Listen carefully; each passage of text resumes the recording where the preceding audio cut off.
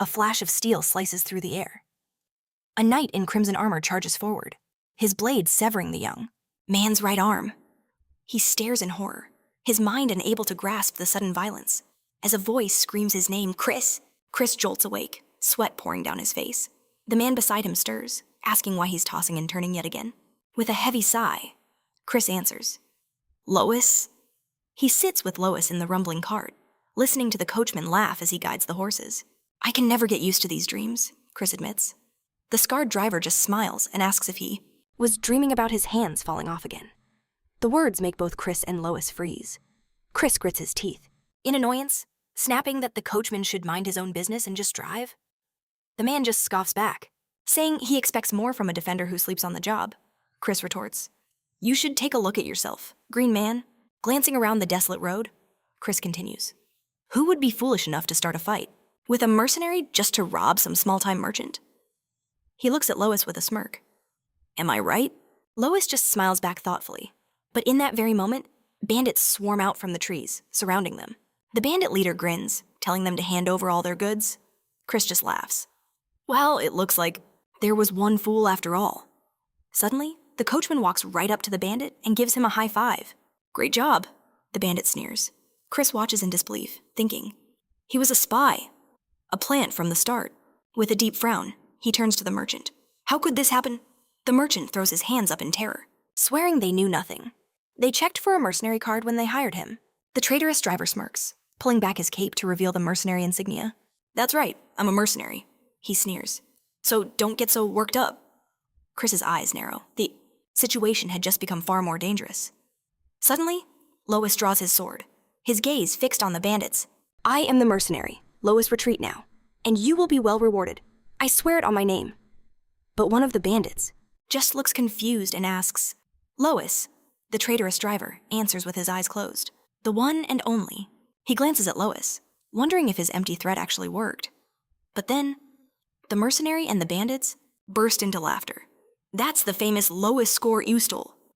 The traitor roars, the same disabled fighter who can't even last 3 minutes. Chris glares at them, thinking they'd underestimated him. It was 5 minutes, not 3.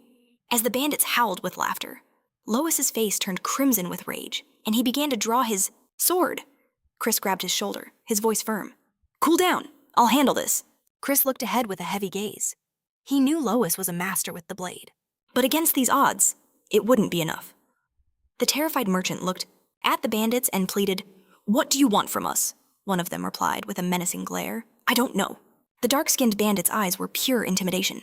He stared down the merchant and growled. I think you know exactly what we're here for. Chris looked back at the merchant, whose nervous energy was palpable. They were definitely hiding something. Keeping his voice calm, Chris addressed the bandits. Gentlemen, why don't we just disperse, like ships in the night? Let's choose the easy path. After all, what could be more important than your own lives? He stared them down, thinking, I know that from personal experience. Then, Chris's brow furrowed, his voice dropping to a menacing growl. Hurry up, we don't have all day. He began muttering something under his breath. The bandit leader flashed a crazed smile. Chris knew then, these thugs had no intention of leaving them alive. Run, Chris whispered to the merchant and his companion. They stared back in fear, paralyzed. Lois glanced nervously to the side. Chris glared back at him. While the bandits were momentarily relaxed, Chris's sword slid from its scabbard. Run now, he commanded. As the merchant and his servant scrambled away, Chris spun around, launching his blade toward the bandits. The traitorous mercenary barely managed to block the attack.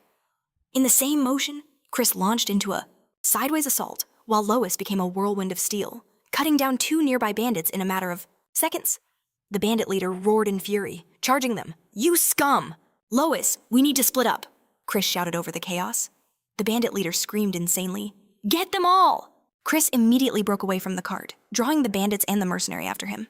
Fleeing for his life, Chris risked a glance back. He saw the menacing eyes of the bandit leader and his crew, hot on his heels.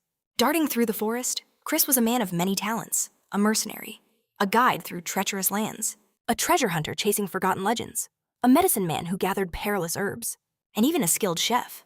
But right now, his only profession was survivor. Hunted by bandits and a deadly sellsword, he launched a hook with one hand, which bit deep into a tree.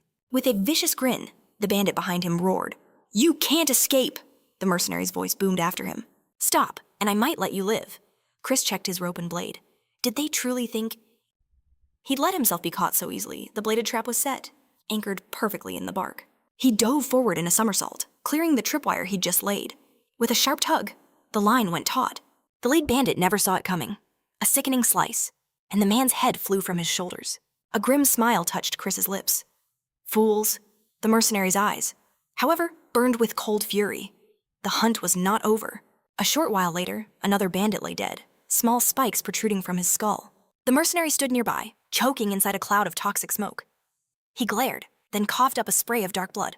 As the man collapsed, Chris gasped for air. He was out of tricks, with nothing left to fight with. He was cornered. Behind him was nothing but a cliff leading down to a rushing river. Guess I'm going for a swim. Believing it was over, Chris approached the mercenary, lying in a pool of black blood. Strange, he muttered. Where's their leader? Did he run off during the chaos? Suddenly, a voice from the smoke sent a chill down his spine. My. Looks like you took care of the trash for me. Through the dissipating poison cloud, the ringleader emerged. A twisted, manic smile plastered across his face. He sized Chris up with a predatory gaze. Well now, you're a poison user, aren't you? Fear gripped Chris. Yes. How did this monster walk through that poison completely unharmed? Chris stared, his mind racing. Why in the hell would a monster like this be targeting a simple merchant? The bandit leader then tossed something heavy toward Chris's feet. It rolled to a stop with a wet thud. Your friends, the leader chuckled. Put up a decent fight. Chris stared in horror at the severed heads of Lois and the merchant. The world began to spin. That one, Lois, the leader mused. She was quite fast, fought well. He then pointed to his own chest. Do you know what this is? Chris trembled. What? His mind screamed, if even Lois couldn't beat this man, how could he possibly escape this psycho? The leader pulled a small pouch from under his shirt.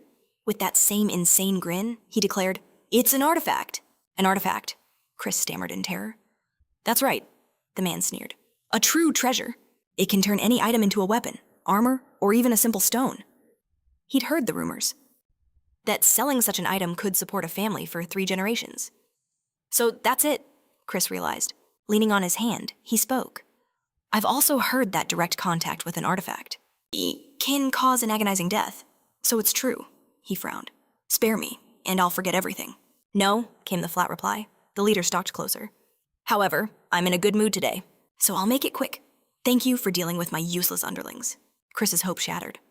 What's the difference? He was going to die anyway. The leader loomed over him, raising a hand for the final blow. Goodbye. But suddenly, Chris spat a mouthful of tiny glass shards directly into the leader's eyes. It was his last desperate gamble. He thought, sorry, but I'm not planning on dying today. A terrifying red aura exploded from the leader, crackling with crimson lightning.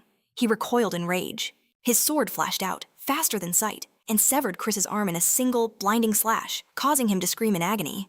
The leader's right eye, now filled with blood, glared with pure malice. Chris stumbled forward, collapsing against him. The man grabbed a fistful of Chris's hair. I really was going to make this painless, he growled. But you had to struggle. He slammed Chris's head into the ground with overwhelming force, grinding his face into the dirt. Chris collapsed to the ground, his severed hand just out of reach. The bandits loomed over him, their eyes gleaming with cruel victory. But then, a chilling sound echoed. Laughter. Pushed to the very edge of the cliff, Chris just kept laughing. The bandit leader stared down menacingly at the exhausted man. Have you finally lost your mind? He snarled. But Chris just held the artifact bag in his mouth, his laughter still echoing. Panic flashed in the bandit leader's eyes as he frantically checked his pockets. The artifact was gone. The horrifying realization dawned on him. He turned to Chris, whispering, You wouldn't dare. Chris answered with a triumphant, bloody smile. Then, he threw himself from the cliff into the raging river below. The bandit leader dove in right after him, desperate to get the artifact back. Chris simply watched him, a cold smile on his face, remembering everything. The glass he'd spat that tore the man's throat. The very same man who sliced off his last remaining arm. Staring into the bandit's panicked face, Chris felt a sense of victory. His efforts, his sacrifice. It hadn't been in vain. He was finally at peace. The bandit's face was a mask of pure despair, as if he'd lost a whole country. Then, they both crashed into the churning water. As the water closed over him, Chris began to sink. A stray thought came to him. He'd heard that if a dormant artifact gets dirty, it could be corrupted, or even destroyed. A final, defiant grin spread across his face as he sank deeper. Then let it all get filthy. Sinking into the abyss, his eyes began to close. So this is how the life of 39-year-old Chris comes to an end. But suddenly, a voice echoed deep within his soul. A search for power. A hunger for knowledge. A fervent desire. His eyes opened slightly to see the bandit chief desperately swimming toward him.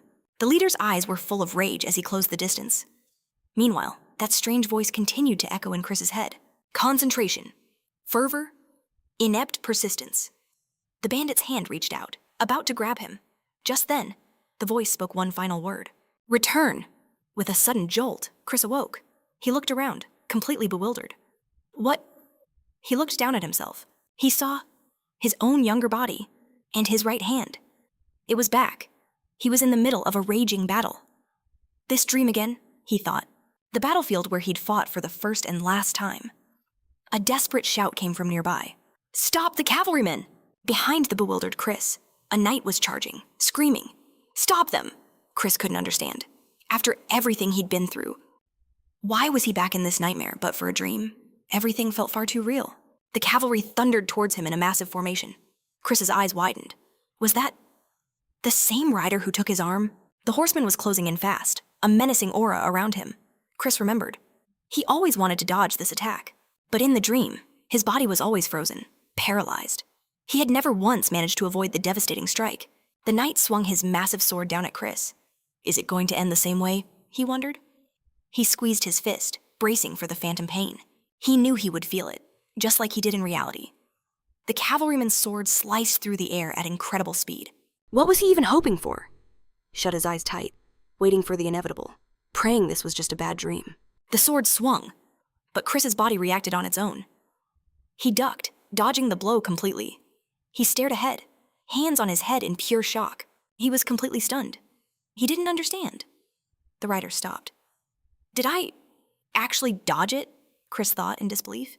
Just then, an arrow whistled through the air, piercing the rider's skull. Chris dropped to his knees. Is this really happening? Suddenly, a strange blue window appeared in front of his eyes. It read, "You have gained experience points." What is this? He whispered. Confused, Chris touched his own face. The strange message just floated there. Is this some kind of dream? He wondered. We're suddenly in a different scene. Someone is pinching his cheek. The tent is bustling with young warriors, all busy with their duties. Chris stands before a comrade, who's looking at him with a puzzled expression.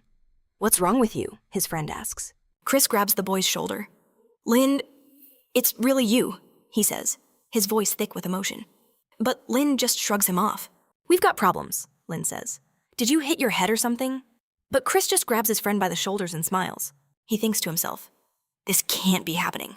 He pulls back Lind's pant leg, revealing a bloody gash. Ow, that stings, Lind complains. Chris examines the small cut. This thing really burns, Lind whines. Is it going to get worse? Chris reassures him. For now, it looks okay. But Chris knew the truth. In his previous life, this tiny wound hadn't healed properly.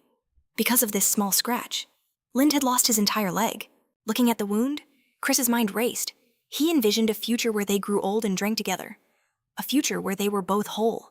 In this life, he would make sure both he and Lind kept all their limbs. A dark, determined look crossed Chris's face. I will never let that horror happen again, he vowed. But Lind suddenly yelped. Ow, that hurts, snapping Chris out of his thoughts. Chris was already carefully bandaging Lind's leg. He examined the wound closely while tying the knot. Thank goodness for the white grass near the barracks, he said. But to heal this completely, he added, we're going to need more potent herbs. He remembered the lessons his mentor had taught him long ago. With enough herbs, fast first aid was everything. It was the first lesson his master had taught him. Chris skillfully bandaged Lai's leg, declaring the treatment complete. Lai glanced down, a grateful smile on his face. His leg felt brand new. You're a man of many talents, Chris, he said, a genuine warmth in his voice. Thank you. But Chris's mind was elsewhere. He wasn't the one who was owed thanks. In his past life, it was Lai bandaging his hands. He remembered waking up, surrounded by blood-soaked bandages, while Lai cried, having tended to his unconscious body. Back when he was powerless and lost, Lai had done so much more for him. Looking at the neatly wrapped leg, he knew this small act was not enough. I'm tired, Chris said, turning away. Just then, a soldier entered the tent, holding a single sheet of paper. Every head in the tent snapped towards the newcomer. Attention, the soldier commanded, his voice sharp. He began to read the letter aloud. By order of the commander, the teenage squad is now designated as the reserve unit. For the 7th Infantry Squad. An old man listened intently, the sound of his axe being sharpened filling the silence. Another soldier slouched beside him, digging in his nose. The announcement continued. You will begin training, but you will not be officially registered as infantry. The soldier then pointed to a large recruit. You, big guy. The man shot to his feet, shouting, Yes, the soldier declared. You are the temporary commander of these barracks. That is all? The nose picker smirked. Not officially listed. Huh, interesting. Chris watched them, wondering, were they really as green as they seemed, or was there more to them? He replayed the soldier's words in his head. The main task for now was simply collecting arrows. He stroked his chin, calculating. 10 days until the next battle. That was plenty of time to prepare. Chris turned to call Lai, but found him fast asleep. Looking at his peaceful face, Chris gently pulled the blanket over him. At least with an injury, no one would bother him. He deserved the rest.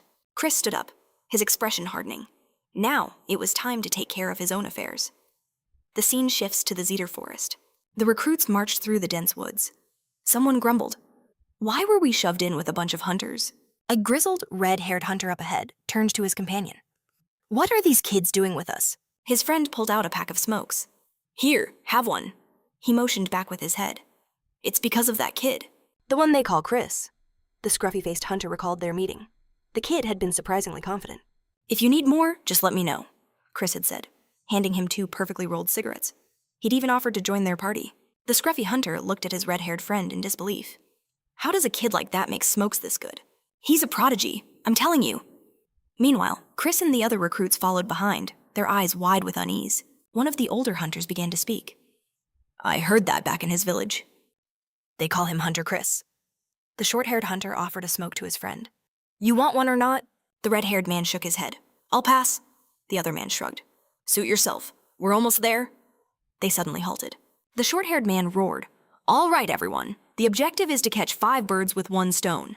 Chris scanned the area, his mind already working. Venture too deep, and you might run into a pack of kobolds, the hunter warned. So stay sharp, that's all, Chris thought to himself. 5 hares, that's child's play. He'd put that task on the back burner. First, he needed to gather as many useful resources as he could find. He spotted a familiar plant and plucked a small, red petal.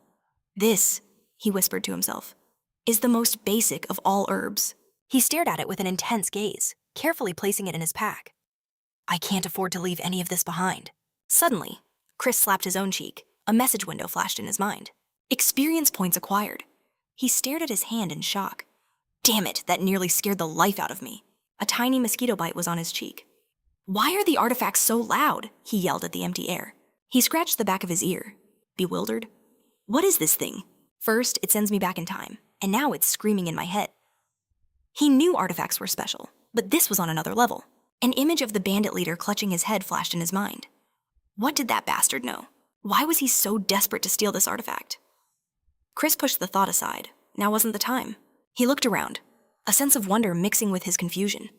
Would he slowly uncover all of this artifact's abilities? Just then, a small bee buzzed past his face. He watched it intently. All right, he said with a smirk. Let's start with you. Gazing upon the intricate web, he smirked. A beautiful trap. A bee struggled, caught in the silken threads. Chris knew this was a stroke of luck. Suddenly, a tiny honey ant crawled free. In a flash, Chris snatched it up by the head, a grin spreading across his face as he said that this little guy was surprisingly famous. He'd been searching for one for ages. A satisfied smile played on Chris's lips as he sat in the tree. He snapped his bag shut with a decisive click. Good thing I came out here today. His gaze drifted to the spiderweb, where the trapped bee was still buzzing. And maybe, he mused, I can score some honey, too. With a powerful leap, Chris launched away from the tree. The web tore apart as he flew through the air. This is going to be perfect. He landed gracefully, strands of cobweb drifting around him. The freed bee, its stinger poised, hovered before him. Its confusion quickly turned to fury, and it charged forward with blinding speed. It shot past Chris like a golden bullet, still trailing torn pieces of its former prison. The tiny creature flew with incredible velocity. Chris was right on its tail, his legs pumping hard. He'd been running for what felt like miles, and the burn of exhaustion was setting in. But then, the bee banked sharply, diving straight into a massive tree. Chris looked up, and a triumphant grin split his face. A huge hive buzzed with life. "Found it," he breathed. "My prize." The scene shifts. To a lone soldier reporting to his squad leader. "We can't just sit here doing nothing. We haven't caught a single rabbit." The squad leader sighed heavily. "I know. But Chris is our only real hunter. All we can do is believe in him." Just then, a voice from behind the leader spoke up. "The sun will be setting soon." Suddenly, a furious roar echoed through the clearing. "You incompetents!" The two men flinched, their faces pale with terror. An older officer stood behind them, his glare like daggers. "I'm watching you," he snarled. "And you find time to chat." The red-haired man beside him smirked.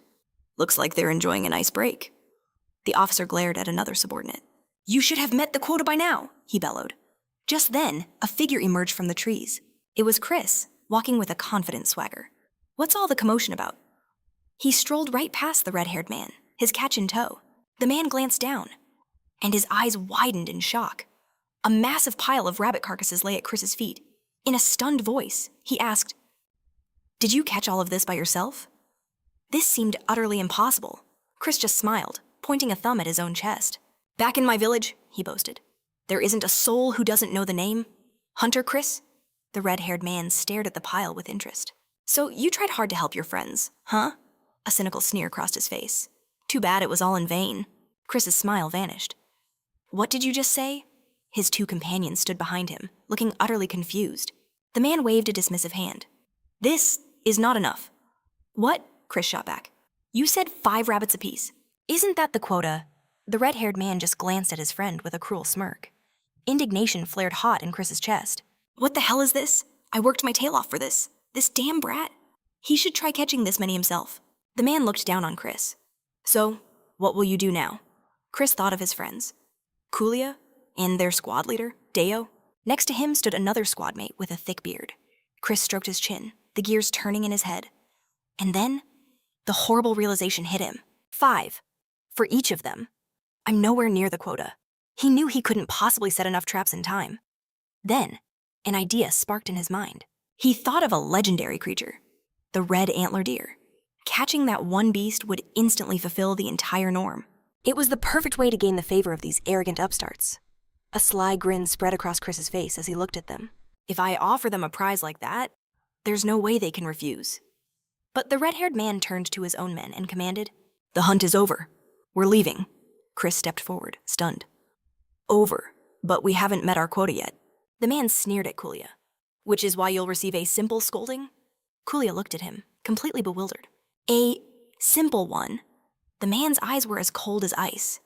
"That's right, according to the military discipline of the Count's land. The punishments are known for being very simple and strict." Kulia clutched his face, letting out a desperate sob. The man standing beside him asked in fright. "What are we going to do?" the leader ordered. "Take the rabbits and follow me." But Chris closed his eyes, holding up a single finger.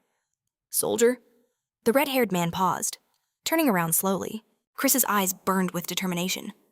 "I'm about to offer you something that you absolutely cannot refuse." The soldier scoffed. "Don't waste my time. Please, just listen to me," Chris insisted. Later that night, hidden in the bushes, Chris and Kulia waited silently. In front of them was a pile of strange, red grass. Kulia whispered nervously, "Are you sure about this? Chris, are you certain we can catch a deer here?" Chris simply pointed to the glowing red flower. "That's red pole. It's a common herb," he explained. "But it's the only food that red deer will eat." The other man looked at Chris, puzzled. "So why did we pick it all?" he asked. Chris smiled with the confidence of a master hunter. "Because a deer will never miss a feast laid out like this." They waited in tense silence, their eyes fixed on the bait. Just as Kulia turned to say something, Chris held up a hand. "Quiet. Hold your breath. Don't make a sound," Chris commanded, hidden within the bushes. Kulia, however, was bewildered. He could hear the nervous kid breathing next to him. "That fool," Chris thought. Deer are incredibly sensitive animals. Kulia glanced back, clutching his empty stomach. "If we catch it," he whispered desperately, "can we finally eat?" Of course, Chris thought. We just have to meet our quota. That's why we're here. But then, his eyes caught something, a flicker of movement in the distance. "Is that?" Kulia began to ask, but Chris instantly silenced him. He stared intently into the clearing. "Not a word," he hissed. A magnificent white stag with crimson antlers stepped out. "Tonight," Chris whispered, a predator's grin spreading across his face. "We feast!" Suddenly, the deer bolted, its hooves thundering across the ground. But something was already pursuing it. Chris coiled his arm back, a heavy stone in his grip, on his very first hunt. He learned to throw with deadly accuracy. He prayed that skill wouldn't fail him now. With a primal roar, Chris unleashed the rock. Kulia watched, stunned, as the stone flew like a cannonball and slammed into the deer's head with a sickening crack. Chris stared in shock. "What did I just hit?" a voice echoed in his mind. "Throwing skill is now level 1. But the beast kept running. Chris watched in utter disbelief. How the hell did I throw it with my weaker left hand? He sprinted after the deer, his lungs burning, just a little more. I have to account for this variable. Suddenly, Chris skidded to a stop and bellowed, "Now!" Dio and Doi burst from the foliage, directly in the stag's path. Dio screamed, waving his arms wildly. A smirk touched Chris's lips. "Smart guys, they're following the plan perfectly." The deer veered sharply, and Chris gave chase once more. What's the next move, he wondered, scanning the terrain ahead. The rest is up to the soldiers. Let's see if they can pull off their part. We flash back a few hours, to a soldier staring at a patch of red grass. He stood with his arms crossed, completely baffled. Chris had told him the target would be cornered right here. "Cornered where?" the soldier had grumbled. "Right here," Chris replied, kneeling before his comrades. "Since we don't have proper weapons," he began, "a direct assault is impossible. It would be better—" "If you didn't act alone, these guys," he said, nodding to Deo and Doi, "will herd the deer to you." They listened intently. The soldier eyed him with suspicion. "You want us to set a trap?" "Exactly," Chris confirmed. "But we'll need your brute force to make it work." He began drawing a detailed map in the sand. "Your role in this hunt," he declared, "is the most important." The soldier pointed to a specific spot on the crude map. "What's this? We just wait here for it." Chris smiled. "Yes, that is, if you can trust us, and resist the urge to catch it yourselves." The soldier stared at the boy, then gave a curt nod. "Fine." Back in the present, the deer thundered forward at terrifying speed. Just as planned, the soldier and his commander waited behind the trees. A heavy rope was stretched taut between them. The rope groaned, biting deep into the bark as the tension became unbearable. They braced themselves, pouring every ounce of strength into their stance. The stag slammed into their trap at full force. "I've got it," the commander roared, his hands burning from the friction. "We've caught it." The soldier gritted his teeth. He struggled to hold the powerful beast, but a moment later, the commander's grip failed. He let go of the rope. The stag surged forward, breaking free. As someone scrambled for a rock, the soldier screamed, "You fool!" But his eyes widened in shock as he saw Chris snatch a stone and bring it down hard on the weakened deer's head. The soldier could only stare in amazement. A familiar blue window shimmered into existence. Experience points have increased. Later, around a roaring campfire, the exhausted group gathered. Beside them lay their prize, the slain white stag. They stared, mesmerized, as juicy meat sizzled over the flames. Kulia's eyes were wide. Are we really eating this?" The commander chuckled. "See, not so difficult." "So what makes this deer so special? Anyway," Kulia asked. A large bruise was already blooming on the commander's cheek. "For warriors like us, it's nothing," he grinned. "But for the royal families, this venison is a very powerful aphrodisiac." The soldier suddenly looked away, finding the fire extremely interesting. "We might even get a hefty reward for it," the commander mused. The soldier turned to Chris. "You did well." Chris looked away, a bit flustered. "It was nothing. This was all thanks to you guys." A wide grin spread across his face. The soldier simply beckoned for him to follow. "What are you doing?" she asked. Chris held out his hand. In his palm rested a collection of small flower petals. "I gathered these while we were in the forest," he said with a bright smile. "If you grind them into a powder," he explained while his friends ate, "it creates an amazing seasoning." Chris offered her a piece of meat. "Here, try it." The moment she tasted it, she froze, as if struck by lightning. As the soldier took a bite, his eyes widened in surprise. "I never expected this," he muttered. Chris just smiled, looking down with a hint of embarrassment. "Well, it's not a royal kitchen," he said, "but I figured it's good enough to eat." The commander stared at Chris. "You're being too modest," he declared. "This is delicious. I want more." While still chewing, the soldier asked, "Your name's Chris, right?" A bit surprised, Chris nodded. "Yes, it is." A grin spread across the soldier's face as he offered a piece of meat back to Chris. "I'm impressed. You're officially off night's watch duty." His friends gazed at Chris in awe. "I was on the hunting party, too," he added. Chris accepted the meat with a smile. "Then let's eat." "We're being moved to the barracks." Lynn stretched his arms high. Man, it's been ages since I've rested like this. But then, he spotted something up ahead.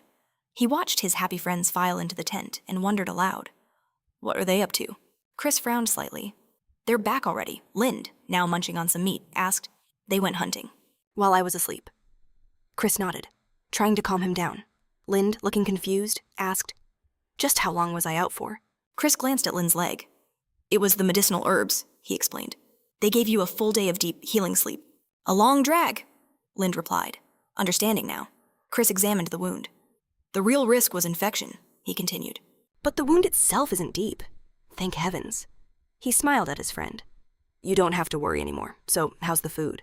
Suddenly, a furious roar echoed from nearby. You filthy mutts! The sheer volume of the shout made Chris freeze. The scream came from inside a tent, causing all the boys to turn in confusion. They all stared, puzzled, at the tent's entrance. Another cry erupted. Catch them, kill them! Chris peered ahead, asking, What in the world is going on? An overturned soup pot lay on the ground. A man growled with menace. These damn dogs! An arrow slammed into the dirt right next to a stray's leg. They knocked over my soup. They need to be caught and skinned alive, he roared.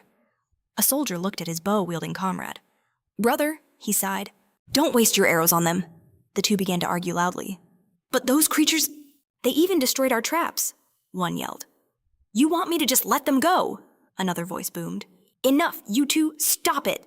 Lind approached Chris. What's all the commotion about? Just some stray dogs, it seems, Chris replied calmly. Lind stared ahead, fascinated. Stray dogs. A beast appeared before them, its jaw hanging wide open. Why do they look like that? Lind asked. The dogs stood defiantly before the bickering soldiers. Chris wondered. So these animals are constantly tormenting the warriors here. A small smile played on his lips. If we catch them for him, he mused. A soldier behind him asked sharply, Are you serious? He crossed his arms, his voice calm but firm. This problem can't be ignored. If this keeps up, the troops' morale will be completely shattered. The soldier sized Chris up.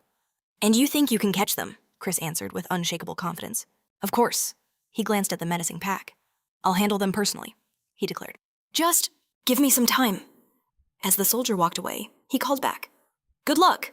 Chris and Lind watched him go, a bit puzzled. His intimidating presence lingered. We were hunting together, Chris noted. Lind stared after him. Is he a warrior? He then turned to Chris. By the way, he asked, how exactly are you planning to catch these dogs?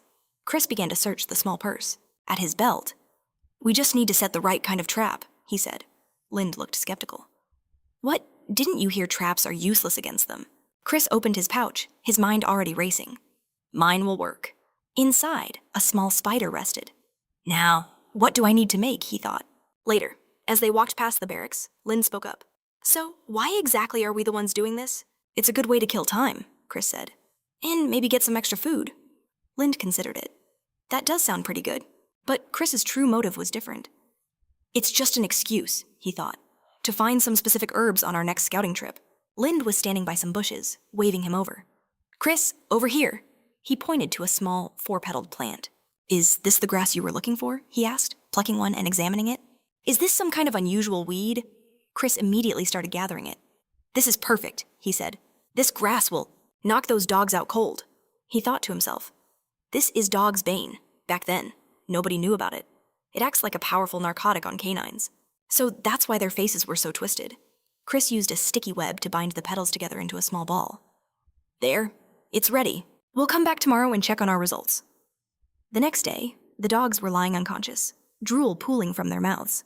The soldiers stared in disbelief. What did you do to them? He asked, completely stunned. Chris just smiled. Let's just say they had a strong dose of sleeping pills. He closed his pouch, thinking. The true value of this honey ant is its ability to spin webs with different properties, depending on what it consumes. The soldier looked from the dogs to Chris. You, he said with awe, are a true talent. Chris simply replied, I just did what was needed, that there could be more packs of strays nearby.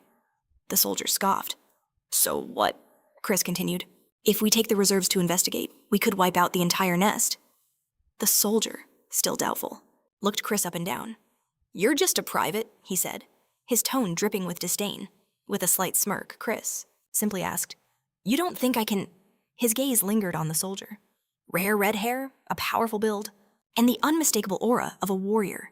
This was him, the brawler and illegitimate son of the Count, Gillen Ludwig. A grin spread across Gillen's face.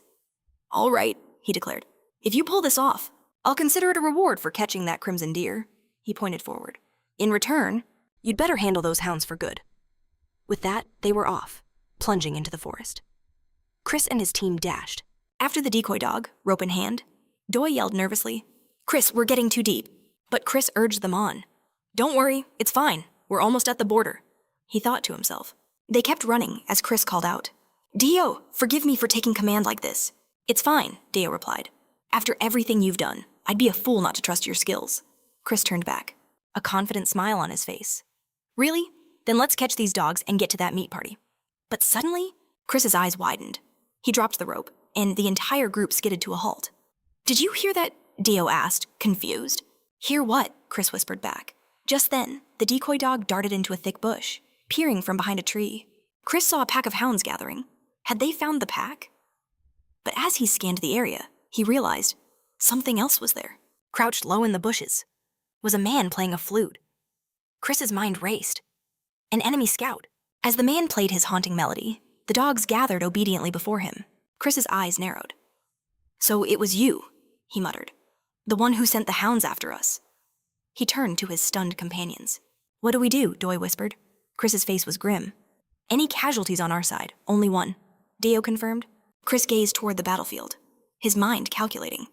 "Get ready," he commanded, his eyes fixed on the enemy scout, still hidden, still playing that eerie tune. The dogs, their faces twisted in a frenzy, began to slowly advance on the scout's position. "Status," Chris whispered to Dio. "No change," Dio replied. "Where's Doi?" Hidden behind a tree, Doi was already spinning his axes, ready for battle. Dio drew his blade. Chris gave the signal. "Go!" As the red-robed scout continued his tune, he spoke to himself. "Just a little more time." In that instant, Dio lunged, his spear aimed for a fatal blow. But the scout had sensed him, with explosive force. Dio's spear slammed into a tree instead, splitting the wood. He glanced away, cursing. The scout was already on the ground, having dodged the attack with incredible agility. The enemy drew his sword from its sheath, eyes darting around. In front of him stood Dio, spear at the ready. And behind him was Chris, his expression a mask of cold fury. As the scout scrambled to his feet, Dio closed in. But the scout leaped into the air. Chris sprinted towards Dio, shouting a warning. The enemy was making a run for it. "After him!" Chris roared. Without hesitation, the team launched themselves into a desperate pursuit. As the scout fled, Chris knew this was textbook. The man wasn't even looking back. His only mission was to escape his pursuers at all costs. Chris and Dio closed the distance, and for the first time, the scout glanced back, seeing their furious faces. A flicker of fear crossed his own. Then Chris saw it. The scout was reaching for his flute again. "Dio!" Chris yelled. "Get behind a tree, now!" The scout spun around, and blowing into the flute, unleashed a hail of small javelins. The darts whizzed past, thudding harmlessly into the thick bark. Peeking out from cover, Chris saw a small clearing ahead, but the scout was gone, vanished in a cloud of dust. The enemy agent pushed onward, nimbly leaping, over a massive tree root. He glanced back, panting. "Did I lose them?" He gritted his teeth in anger. "I was so close if it wasn't for that Chris bastard." Suddenly, slicing through the air at incredible speed, an axe hurtled towards the scout's feet. The scout continued to mutter, "Now I have no choice but to retreat." He instinctively dodged the flying axe, his eyes widening in terror as he looked up. There, staring at him in silence, was Doi. "Damn it!" the scout screamed. "There's another one." He scrambled to run, but didn't see. The thick spiderweb stretched between the trees. He ran straight into it with all his momentum, the sticky strands blinding him. The enemy scout crashed to the earth. He lay there stunned, scratching his head in confusion. But it was too late. He looked up, and his blood ran cold. Standing over him was Doi, axe in hand, his eyes filled with menace. "Got you!" Doi growled. Terrified, the scout shielded his face, but Doi's axe was already in motion. Crashing down with brutal finality. A crimson spray erupted as Chris watched in horror. Frozen in place, the lifeless body slumped to the forest floor. Diego glanced at him, asking what else he expected to find out here. Doi cleaned the blood from his axe.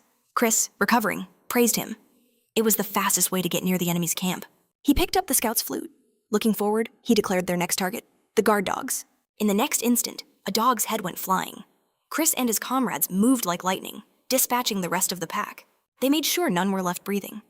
but a few managed to escape. Diego watched them go, wondering if they should give chase. "Should we pursue them?" he asked.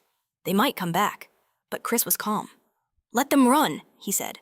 "We've already taken out their master," Chris explained. "The one who commanded them. They won't be a threat now." Chris surveyed the carnage. The mangled bodies of the beasts. He was about to ask Doi a question when suddenly, he was shoved aside, hitting the dirt. Chris yelled in shock. "What's going on?" Doi pointed ahead, his face a mask of awe. "Look! There!" Chris scrambled up and saw it.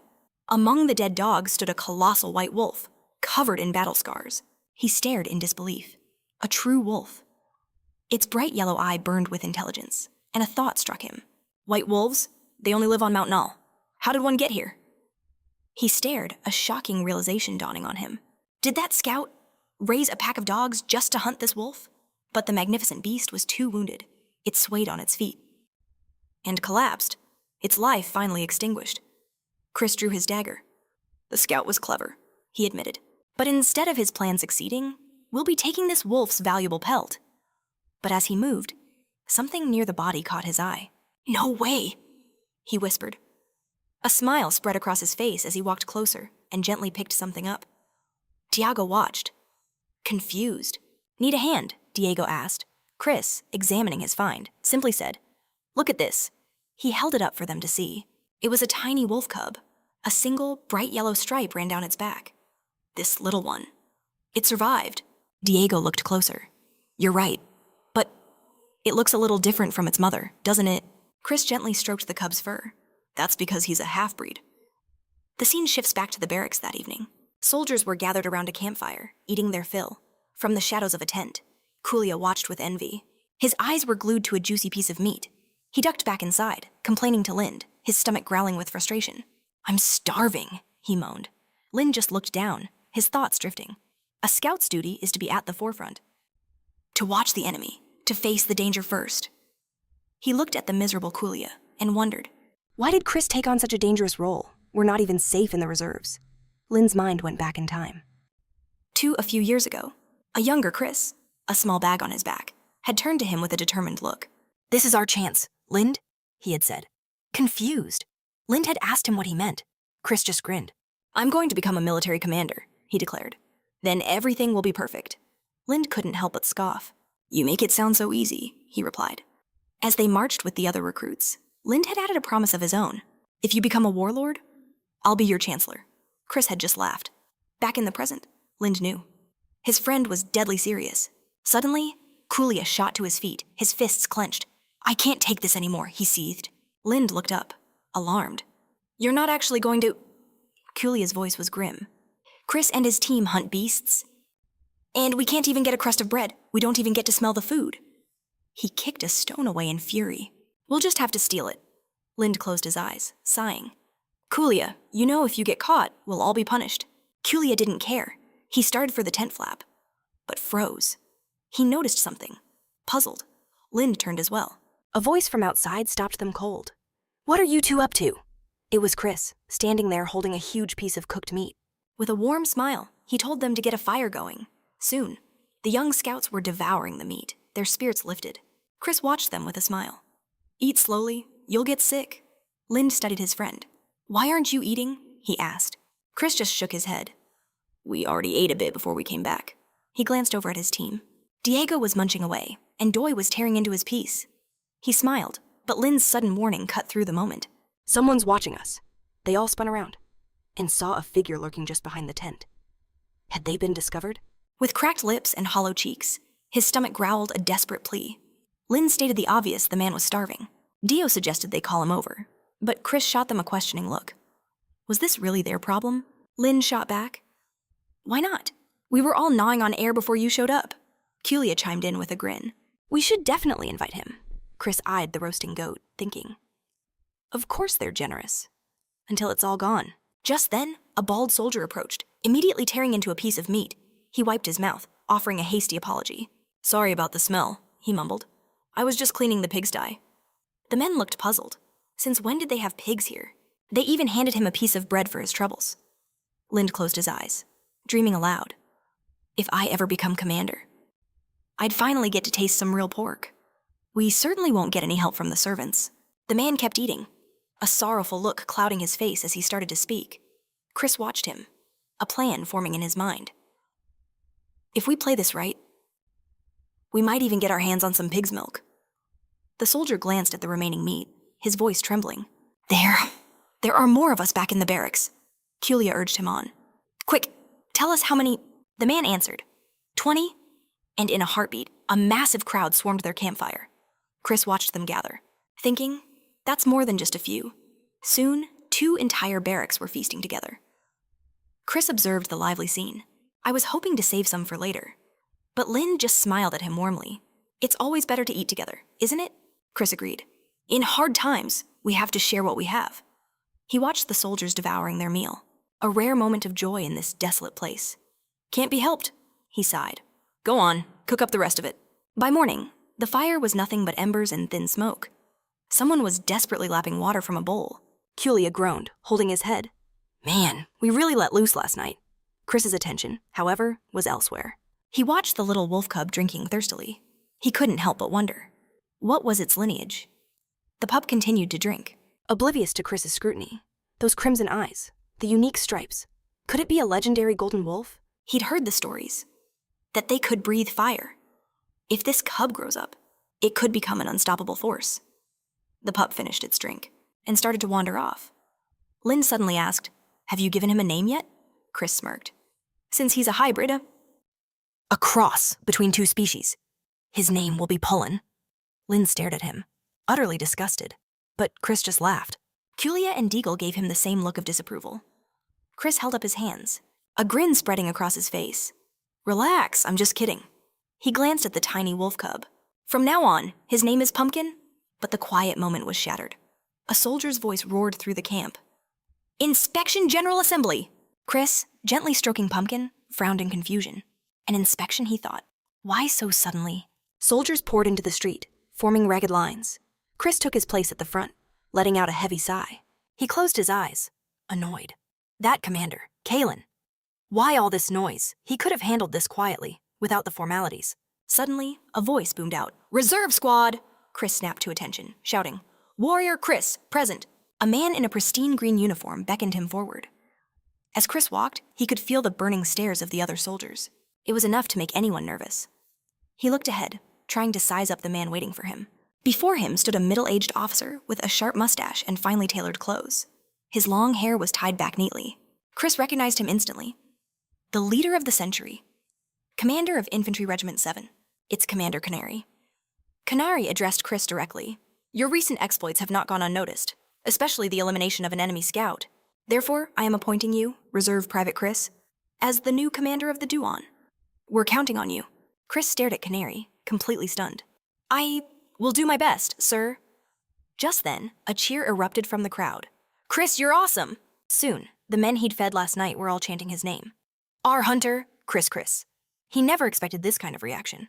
All this, just from sharing a little meat. Canary looked around, surprised by the commotion. A slight blush appeared on his cheeks. I see you're quite popular, he noted. Did you give them something to drink? Perhaps I can smell alcohol. Chris just scratched the back of his head and smiled innocently. I'm just a humble private, sir. Indeed, Canary replied, amused. Then another shout came. He even shared his meat, rich guy Chris. Chris realized that at this very moment, as his promotion was sealed, something else was beginning.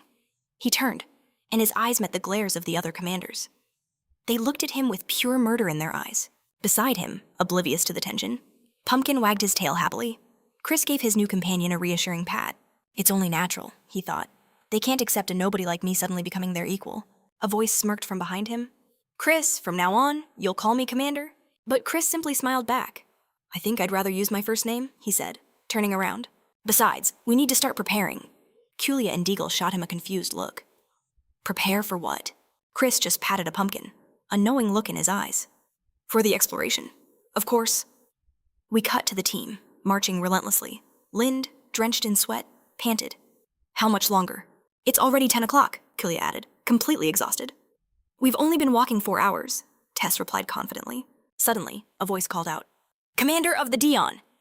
Chris turned, his expression unreadable. A man approached, hands folded with a smug grin. And how are you holding up? It was Gillen. His voice dripped with condescension. You are aware, aren't you? Most scouts never even see a real battle. He gestured to Chris's team. Take a look at your men. They'll be lucky to last the week. A cold fire lit in Chris's eyes. They aren't going to drop like flies, so you can stop worrying. Gillen's smile widened. I certainly hope so. It would be a terrible disappointment if your entire party simply vanished. This was Gillen of the Guillotine, a man who earned his moniker by murdering his own brothers. But before Chris could ponder the threat, Lind pointed ahead. Hey, I think we're finally here. A vast, murky swamp stretched out before them. Later, the group took a much-needed rest in the forest. As Kulia yawned, Lin offered up a small honeycomb from his pack. Here, take this. What is it? They asked, puzzled. As everyone started eating, Lin began to explain. Chris got this for us, while hunting red-horned deer. The sweetness was a welcome burst of energy. Meanwhile, Chris stood at the swamp's edge, rolling up his sleeves. This was his real objective. The very reason he joined the scouting party. Without a moment's hesitation, he plunged his entire arm deep into the murky water. He searched through the muck, his fingers digging into the silt. Suddenly, he pulled out his hand. In his grasp were several strands of strange seaweed. His eyes gleamed. Dirty maiden, this will be incredibly useful. Back inside the tent, Lin groaned. Being a scout is a lot harder than just walking around. Kulia stared at the tent's ceiling. At least it's finally sewn up. Then, looking at the sleeping pumpkin, she asked, By the way, where did Chris go? The scene shifts to Chris, now approaching a military tent flanked by 2 guards. They immediately crossed their spears, blocking his way with menacing glares. Halt! Chris was unfazed. Commander Chris of the Scout Durian, here to report to the head of Infantry Regiment No. 7. The guard didn't move his spear. Instead, a mocking laugh escaped his lips. Chris's expression hardened. His companion joined in. Oh, my apologies, he sneered, his voice dripping with sarcasm. As if I'd ever apologize to a Dion commander. The first guard then slapped Chris hard on the back. You okay there, pal? Chris's eyes went cold. Such pathetic discipline. In a blur of motion, he drove his foot into the guard's shin with bone-crunching force. The man howled in pain, clutching his leg. In the same instant, Chris slammed a vicious elbow straight across his face. The next thing the guard knew, he was slumped against a tree, with Chris standing over him. Consider that a lesson, Chris said, his voice dangerously low. If you don't repeat your mistake, you'll live. The other guard stared in disbelief, then exploded with rage. What do you think you're doing? He gripped his spear, ready to attack, but Chris caught the spear's shaft with one hand. His glare was like ice. Go get a private, before this becomes a riot. The guard froze, startled by the sheer audacity. Just then, a powerful voice boomed from behind him. Stop this at once! A middle-aged officer stormed towards them, his face a mask of fury. Do you have a death wish, soldier? The guard stammered, terrified. Commander Petal? Get this idiot out of my sight, now, Petal commanded. As the 2 guards scurried away, Petal turned his stern gaze to Chris. Have you heard my name before? Yes, Commander Petal. A flicker of respect appeared in Petal's eyes. So, what about this intelligence report? Later, Chris sat with Kalia, recounting the meeting. I told him there's a small hill, 50 paces from our location, and beyond it, a swamp. Petal's reaction had been one of surprise. That's a lot of unregistered information. In fact, your group has provided the best results out of all the reconnaissance units. A small smile played on Chris's lips. Is that so? He'd replied coolly. He then looked at Kalia, a thoughtful expression on his face. It makes you wonder, why is the head of an entire infantry regiment handling the work of a mere adjutant? Chris stared at the tent, completely bewildered. What kind of alcohol could you smell from a kilometer away? Petal explained he was once a knight serving Baron Romal. Chris scoffed. A knight, and he's our commander. Just sitting in there, drinking his life away. What kind of rotten aristocrat is this, meanwhile, inside the tent? The commander was chugging alcohol, his breath coming in ragged gasps. Petal then dropped another bombshell. He had a very close relationship with the Baron's wife. Chris's eyes lit up as he shot a look at Kalia. With the spouse. Indeed, Petal confirmed grimly. And that is why a noble knight was demoted to a common infantryman. Chris's gaze fell upon Cole, the commander. He was just staring madly into the void. He believes this place is our grave. In that instant, Chris bolted into the forest. Everything clicked into place.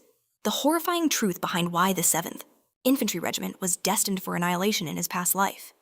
He pushed through the trees, the grim reality setting in. Their commander, knowing the hellish war to come, had already succumbed to utter despair. He'd abandoned his men to their fate. Chris ran faster, his heart hammering in his chest. If he didn't do something, it would all happen again. He skidded to a stop. It has to be somewhere around here.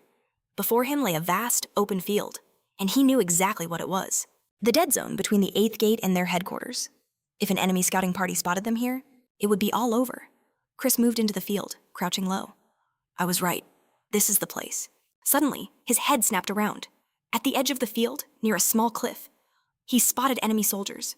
A cunning smile spread across his face as he watched them. He'd finally found it. The 8th gate's secret delivery route. He peered down, his eyes gleaming with interest. Did I miss it? If this is a secret shipment of alcohol? 2 carts. That's all he saw, he thought to himself, for the number of troops they have. That's nowhere near enough. They must make this trip once a day. At least 5 guards. Maybe as many as 10. Chris's grin widened. This is perfect. As the carts moved on, Chris slipped back into the bushes. Time to return. He would need to grab the dog hides on the way. Chris raced back to the tents, his plan already forming. He found his companions, panting heavily from the run. Lind gave him a puzzled look, a stare that clearly asked, What have you been up to? Chris simply said, I'll tell you later. He turned to Lind. Get me a long stick. And Kalia, find me some daggers. They looked at him in surprise, but they didn't question his orders. Right away, Kalia responded. Chris began lashing a dagger to the end of the stick. As he wound the rope, a bitter thought surfaced. The pathetic 7th Infantry Regiment, always short on supplies, and what they did get was utter garbage. He pulled the rope tight with his teeth. Sometimes, it would be better if they sent nothing at all. Chris examined his handiwork. These daggers on sticks are our new spears. And our shields. Will be these dogskins. Lynn's eyes went wide. Are you preparing for war? Chris turned, his expression calm but intense. He stared Lynn down. What are you talking about? The war has already begun. His friends were stunned into silence. Chris closed his eyes for a moment. This utter lack of discipline? Grab your new gear, he ordered. We're heading outside. The others looked at their crude new weapons with fascination. Chris's voice boomed with newfound authority. Starting today, your real training begins. You will learn how to use these weapons. He watched them, his gaze sharp and focused. Defend yourself, he shouted, blocking Lynn's attack with a dog-hide shield. Soon, their strange training attracted attention. Soldiers from other squads watched on, baffled. What in the world are they doing? One asked. His friend just shook his head. I have no idea. Some kind of new training drill? A soldier walked up to Chris. Hey, what's with the secret practice? Chris simply smiled. Let them watch, he thought. This is exactly what I wanted. One of the onlookers approached Lind. You're gonna get hurt, kid. You have to hold it differently, another veteran shouted. Don't listen to him, Private. Soon, a crowd had formed, all shouting advice at Chris's squad. Petal came up from behind, watching with an amused smile.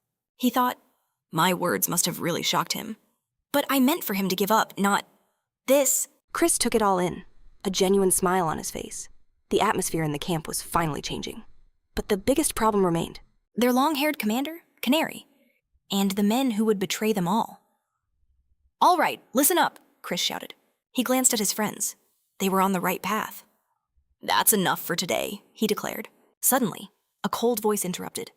My, it looks like you're having quite a bit of fun here. Chris's head snapped around, his expression hardening. Gillen stood before them, a sneer on his face. He swaggered up to Chris. Do you really think any of this is worth it? Was necessary, and that seemed reasonable. Gillen steepled his fingers, lost in thought. Watching him, Chris couldn't help but wonder. Just how long was this nobleman going to play the part of an ordinary private? This was Gillen of the guillotine, after all. He didn't look particularly friendly, but he also didn't seem capable of something so monstrous. Chris stared at him. His expression was filled with confusion. Could he truly slaughter his own brothers in arms? Gillen gazed forward. He announced there was a way to save the 7th Infantry Regiment. A cold smile touched Gillen's lips as he calmly proposed his solution. Canary must die. Chris froze, the words hitting him like a physical blow. But thinking of Canary, he realized it wasn't surprising. It was painfully obvious. The root of the 7th Infantry's problems was Canary, with him gone. Van Ludwig would have to appoint a new commander, perhaps someone like Padella. If Canary died, the Spiders would have. A real chance to rise again. It was indeed the fastest solution. But Canary wasn't alone. His aides remained stubbornly loyal, despite the hell he put them through. Even Padella was one of them. Several other Dewan commanders also stood with him. Chris pictured the assassination, a knot tightening in his stomach. The moment Canary fell, another blade would surely be aimed at the killer. Chris frowned. This plan was the fastest path, but also the most treacherous. Gillen began to walk away, casually noting that Chris didn't look very happy. You should see your own face, Chris thought grimly. He watched Gillen leave. Was this man a hero? Or a monster? A wry smile crossed Chris's face. He wondered if Gillen could hear his thoughts. What if there's another way? Another way to save the regiment. Later, back at the tent, Chris burst inside, shouting to his teammates, "Attention, we move out in 40 minutes. Everyone, grab your weapons and gear up for a bivouac." His gaze was sharp and determined as he added, "We're going on a mission." Later, Chris plucked a dark fruit from a tree. He smirked, thinking, "We've made good time. Tonight should be smooth sailing." With an agile leap, Chris dropped from the branches. He rejoined his squad, a smile on his face. "So, what's our next move?" he asked. The night was pitch black. Chris raised a hand, signaling his men. They instantly froze behind him, hidden in the shoulder-high grass. Chris whispered, "Hold! We're entering enemy territory now. From this point on, stay sharp." Kulia scanned the area nervously. Turning to Chris, he murmured, "It's really dark out here." Chris nodded. "It is, which means it's time for a snack." He held up one of the black fruits he'd gathered. "This is called Hades' Sorrow." As he sliced it, a blood-red juice trickled out. Be warned, one of the side effects of eating too much is blindness. It's normally poisonous, but not if you eat it with this white grass. Kulia took a bite. He chewed thoughtfully. "Doesn't taste that bad." He glanced away, confused for a moment, until suddenly, his eyes began to glow with an ethereal white light. He stared at the others, stunned. Why was it suddenly as clear as day? Chris explained calmly. "Your eyes have just gained night vision." He watched his teammates' reaction. "The effect lasts for exactly 1 day. We need to finish these now." Moving to the edge of the trees, he spotted a small fire in a distant clearing. He glanced back at his comrades. They were already prepping for battle, so they've made camp. Now, we just need to know how many... Chris turned to Lind. "Can you get a count?" Lind frowned, his focus intense. "Just a second." His eyes flared a brilliant turquoise. Chris watched him, amazed once again. Lind's eyesight had always been extraordinary, but the more he witnessed it, the more astonishing it was. Lind's gaze pierced the darkness, locking onto the enemy camp. He saw the soldiers resting casually. "There are 5 of them," he reported. Chris processed the number. 5 men. It was a small group, but still dangerous, even for monsters like Digo and Doi, who could each handle 2. Taking on 5 was pushing it. Digo scowled at Chris. "So what's the holdup?" Chris turned to his team. "If even one of them gets away, we're finished. Our best bet is to lure them into the darkness." Lind looked at Chris, puzzled. He asked, "Why?" Looking at Lind, Chris was struck by his youthful face. Not a single line of worry on it. Who would ever guess? He was a soldier, if he wore civilian clothes. Chris stared ahead, thinking he had the same problem himself. It was a huge risk, but one they had to take. In the distance, the enemy's bonfire crackled brightly. "You cheated," a soldier grumbled at his friend. The other just laughed. He replied with a smirk. "Are you offended?" But then, a rustle in the nearby bushes. A soldier turned, his brow furrowed in confusion. His comrade yelled, "It's the 7th." The first soldier calmly replied, "Everyone, take a look, model." "What was that?" a soldier cried out in alarm, as his comrades aimed their spears toward the rustling bushes. "Who's there? Show yourself," they roared. A lone, barefoot figure emerged from the shadows. It was Chris, standing defiantly before them. His clothes were torn to shreds, his body a canvas of fresh scrapes and caked on dirt. One of the soldiers stared, completely bewildered. His companion just scoffed at the sight. "Relax," he sneered. "It's just a kid." But the first soldier wasn't so sure. Looking at the boy's haunted expression, he wondered, was this some kind of runaway? A deserter slave? Perhaps if so, he could fetch a very handsome price. The squad's commander slowly raised a hand. He signaled for his men to lower their weapons. "Don't scare him off," he commanded. "It'll be a pain if the brat runs." The commander strode towards Chris, offering a piece of jerky with a predatory smile. "Lost your way, little one. Here, have something to eat." But then, Chris whispered something under his breath, and abruptly turned to leave. The commander's patience snapped. "Get him!" he roared in frustration. "One of you is more than enough to catch that kid." He and his subordinate broke into a run, chasing Chris across the field. Chris glanced back, his eyes cold and calculating. The enemy soldiers pursued him, their anger rising. Suddenly, Chris stumbled, falling hard and scraping his face on the rough ground. He pushed himself up, inspecting a bruised knee. In that instant, 2 shadows fell over him. The enemy soldiers stood there, panting heavily from the chase. Their eyes burned with rage as they glared down at their captive. The commander's face twisted into a menacing sneer. Well now, he growled. Should we beat you? Or just kill you on the spot? Chris's eyes darted around, assessing the situation. Don't test my patience, boy, the commander warned. He opened his mouth to say more, but a blur of silver steel suddenly filled his vision. In the next instant, an axe met his skull. The commander's head hit the dirt with a sickening thud. His subordinate screamed in pure terror. He was completely surrounded. On all sides, figures emerged from the shadows. Who are you people? He stammered. Meanwhile, back at the enemy camp. The remaining soldiers sat in silence. One of them was growing uneasy. He stared into the bushes. What's taking the commander so long? He can't possibly still be chasing one kid. Something felt terribly wrong. I'm going to check things out. His brow furrowed in suspicion. He reached for his spear, but a glint of movement in the darkness caught his eye. At that exact moment, a spear tip erupted from his neck. His companion could only watch in horrified disbelief as he fell. Then, the axe fell again. Doi buried his weapon in another soldier's skull, letting out a fierce battle cry. Only one was left standing, frozen in fear as his comrades were slaughtered. That's when Chris emerged from the brush. The terrified soldier whipped around, only to see Chris charging at him at full speed. A spear was clutched tightly in the boy's hands. The soldier opened his mouth to scream, but the sound died in his throat. From his flanks, Lind and Kulia drove their spears deep into his neck. He coughed up a spray of blood and collapsed to the ground, lifeless. The moon broke through the clouds, illuminating the grim victory. Chris looked at his teammates, a faint smile on his face. Good work, everyone, he said calmly. His gaze then shifted to Lind, who was staring intently into the distance. Down below, there was a road. Fresh wagon tracks marred the dirt path. Now, Chris announced, his voice low, for the final phase. The scene shifts to a pair of carts, speeding down the road. These were the enemy's supply wagons. Suddenly, a soldier stepped into their path. He held up a hand, signaling them to halt. A voice called out from the lead carriage as it stopped before the two men. A man with a short beard peered out, annoyed. He stared at the soldier blocking his way and asked, Are you new recruits? He sighed. This is hardly the time for surprises. It was Chris, disguised in enemy armor, standing beside Doi. He gazed toward the carriage. The delivery, he stated calmly, should be here any minute. Elsewhere, a hand sifted through cold ash. An enemy soldier examined the remains of a fire.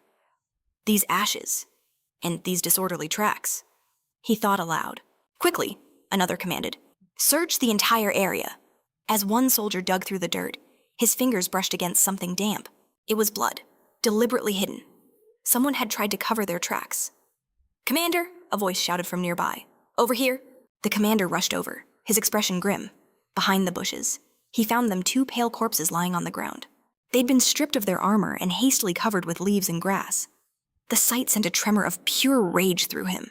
Those circa bastards! He roared in absolute fury. We cut to Kenner's tent, where he is resting as sunlight streams in.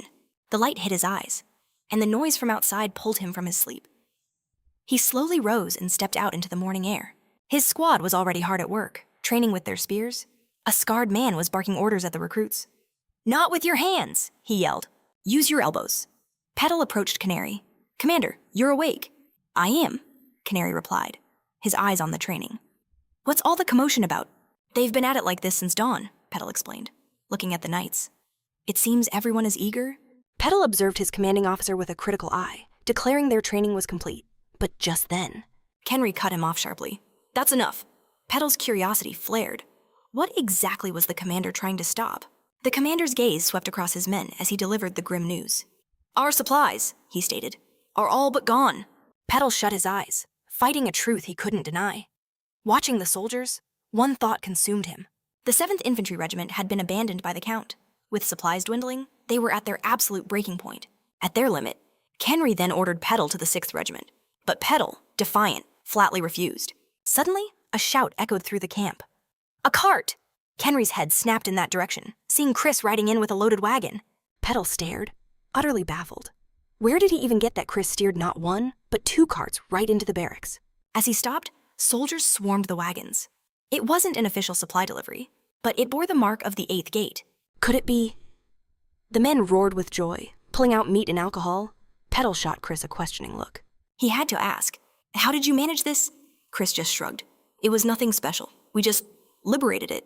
A soldier raised his flask, accidentally splashing Chris as he roared, "Attention!" A man with a scarred face stepped forward. He grinned. "Let's toast to the hero of our 7th Regiment, to the brave Chris." The campfire crackled to life. Surrounded by his comrades, the scarred man turned to Chris with a genuine smile and said, "Thank you." He then added, "I haven't eaten this well in ages." Shaking his hand, he introduced himself. "The name's Ralph." "Chris," he replied. "A pleasure to meet you." But then, a bald man approached, and Chris eyed him with confusion. The man stopped before a surprised Chris, explaining, "I must apologize for the impudence of the scouting squad." He bowed deeply. "About my men who started that riot. If you don't mind, I'll discipline them." But Chris just waved it away. "Don't worry about it," he said. "Everything's already been hushed up." Ralph let out a hearty laugh. "See, our Chris is a good guy." As they chatted, Commander Kenry watched from a distance. He observed them carefully, thinking, "That kid is only 15 men, yet he's already defeating enemies, scouting missions, and even bringing back loot." His gaze hardened. It was a completely foolhardy plan. Kenry squeezed his glass. But he pulled it off. It reminded him of his own past, of a warrior he once was. Suddenly, a commotion. A soldier appeared, leaning on a stick, barely able to stand. His comrades rushed to him. "What's wrong with you?" "He's just drunk," another soldier said. "He needs to sleep it off." But the man didn't move, foam forming at his lips. "Someone get him to bed." But then, the drunkard slammed his stick into the ground and opened his mouth. A piercing scream ripped through the air as he raised his stick and bellowed, "I will survive!" Ralph jumped, and Chris turned, puzzled. He stared at the desperate man. Kenry, who had been smirking just a moment ago, now looked utterly dumbfounded. Chris closed his eyes, then shouted back, "Of course you have to live! Why would you die?" The soldiers erupted in laughter. "All right, enough brawling," they cheered. But then, Kenry set his glass down on a log with a heavy thud, and Petal turned to look. His expression was puzzled. The commander was already heading into his tent. That's when Petal saw a shocking sight. The commander's glass of alcohol had been completely full. Inside the tent, Kenry was donning his brilliant gold armor. Once everything was ready, Kenry emerged before the assembled soldiers. His armor shone with an otherworldly beauty. He faced his men, his voice ringing out. "Today, our official training begins." Chris and Ralph began to train relentlessly. Every soldier was pushed to their limits, doing grueling jogs to build their stamina. This was the 2nd day of the new regimen. As Chris ran, he remembered what Petal had said to Kenry. He had questioned the decision. Chris is the commander of the Durion now, but Kenry had simply replied, "He's got something. Let him participate." Chris had a bad feeling about this. He ran alongside Ralph, who grinned. "You're a natural runner." But Chris said nothing. He just wondered why Ralph always seemed to stick so close to him. Later, during spear training, Kenry himself gave a demonstration. His skill was breathtaking. "He truly is a knight," Chris thought in admiration. He then approached Kenry with a request. "Teach Lind how to shoot a bow. Right now, it's too much for him to even pull the string." Lind gritted his teeth, struggling. Chris knew from his previous life that Lind was a master archer. With his amazing eyesight, it was his perfect weapon. It was the weapon he was born to wield. Chris lunged, his spear crashing against Deo's shield. Deo glared back, fire in his eyes. The commander shouted, "Change position." Deo looked at Chris, panting, and said, "Commander, Chris, now it's your turn." Sweat poured down Chris's face. He looked at his opponent with new eyes, wondering if he was ready to accept this challenge. A spear from a man like him. Suddenly, a soldier in the crowd called out for Chris. Chris just smiled, waved it off, and said he was busy. In an instant, he vanished from sight, leaving a very confused Deo behind. Chris entered the command tent. "Commander Chris has arrived," he announced. A man stood before him, turning to leave. "I'll be on my way then." Kenry offered Chris a slight smile as he walked out. What was he doing here? As Kenry exited the tent, he introduced himself. "I am a messenger from the 6th Infantry Regiment." Chris smiled back, thinking to himself. He played his part perfectly. Kenry covered his face with his hand and sighed. "In 2 days, the joint training begins. You'll have to show us what you're really made of." "Only 2 days," Chris thought. He looked Kenry straight in the eye. "Then we'll attack the 8th Gate supply depot." Kenry was shocked. "Are you joking? You need what I bring to the table," Chris replied. "And in 3 days." "My young soldiers need real combat experience to grow," Kenry shot back. "That's a suicide mission. We'll suffer heavy casualties. These are soldiers we've poured our hearts into training." Chris slammed his hands down on the table. His voice dropped to a menacing growl. "We won't be reckless. If we prepare and strike from the shadows, we can minimize the damage." Kenry stared hard at Chris, but Chris just calmly replied, "We will attack. Without warning?" Finally, Kenry took a seat at the table. Tell me, Chris, how many supply carts have you raided? If I were alone, Chris answered. I'd already be preparing. Kenry looked away for a second, considering. We're facing elite soldiers. A night attack is the only logical choice. Kenry then glanced at Chris, his face grim. But forget that. We move in the afternoon, regardless of the casualties. Chris leaned on the table, utterly baffled. You can't possibly think that makes sense. Our enemy isn't a bunch of fools, Kenry said. Chris calmly gazed at the map. They won't fall for the same trick twice, so first, we do this. He pointed to a spot on the map. We form a small strike group to eliminate the enemy scouts. Once they're gone, the main force will advance. Kenry looked at Chris, skeptical. And if there's a mishap? Chris cut him off immediately. Then the strike group signals a full retreat for the main force. Kenry's eyes widened. He finally understood. Even if the mission failed, the main army would remain completely safe. He put a hand to his chin, deep in thought. Was he about to say no? Very well, Kenry finally declared. Petal and Ralph will join the strike group. A grin spread across Chris's face. An excellent decision. So, Kenry wasn't just a coward after all. Kenry looked back at the map. Then we move out tonight. He gave Chris a stern look. Gather all the commanders, now. By the next day, the army was marching in perfect formation. Kenry led the charge, flanked by his commanders. The few who knew the true strategy couldn't hide the anxiety on their faces. But the soldiers marched onward, oblivious. I hope we get to grab some supplies, one said. I don't know where we're going, another replied. I just want to rest. But this mission wasn't meant for ordinary soldiers. Hours ahead, an advance party of 7, including Petal and Ralph, were already on the move. Ralph smiled wryly. This whole plan is completely insane. Petal stared forward grimly. I knew it would be. Just then, their scout, Lind, froze. Chris immediately turned to him. What do you see? Lind's eyes narrowed. 4 enemy scouts. Ralph was astonished. From this distance, that man truly has the eyes of a hawk, Petal muttered. Chris focused on the distant hill. What's their route? They're moving to the right, Lind replied. From there, they'll have a clear view of our main force. Chris's gaze became steel. He turned to his team. Listen closely. We're making a detour to hit them from behind. We can't let a single one of them escape. Perched on the hill, the enemy scouts watched the army below. Why are these Ciro-morons marching in broad daylight? But the other scouts stared at the massive force in fear. We have to get back and warn the main army. Suddenly, a rock slammed into the first scout's helmet. They spun around in fright and saw Kulia holding spears, and Chris already winding up for another throw. The enemy scouts screamed in rage. Attack, kill them both, Chris shouted to his comrade. Kulia, fall back. The man nodded and broke into a run. A scout drew his sword, his eyes fixed on Chris. You're going to die right here.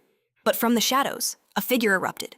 Doi launched into a deadly forward somersault, his axe cleaving through the scout's back in a spray of red. A geyser of blood erupted as the enemy scout spun around, roaring with rage and screaming. It's an ambush! He swung his sword wildly, but a shadow emerged from nowhere, and a blade through the neck silenced him for good. The 2 remaining scouts watched in sheer terror as their comrades were cut down one by one of them stammering, Is this a trap? The enemy scout's eyes darted between Deo, Kazul, and Chris, realizing he was facing a deadly team. Retreat, they screamed, scattering in panic. Chris watched them, a cold calm in his voice. It seems they've completely lost their heads. One fleeing scout ran right into a knight from Chris's team, who blocked his path with a grim smile before drawing his weapon. You're already finished, he said, as Ralph's blade howled through the air, taking the scout's head in a single, brutal strike. The last scout was still running for his life. Only one left. Chris looked into the distance and called out a single name. Lind. Lind materialized from the bushes, his bowstring already drawn taut. The scout turned in fear, his eyes widening. An archer. He desperately changed direction, trying to dodge the unseen arrow. But it was a fatal mistake. Petal appeared right in front of him, his eyes blazing with fury. He shot forward like a bolt of lightning, piercing the scout with his sword. The scout let out a final, gurgling gasp.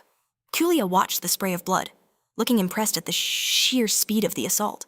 Now that was fast, she remarked. The last scout was captured, sitting under a tree with his face bruised and beaten. Someone began the interrogation.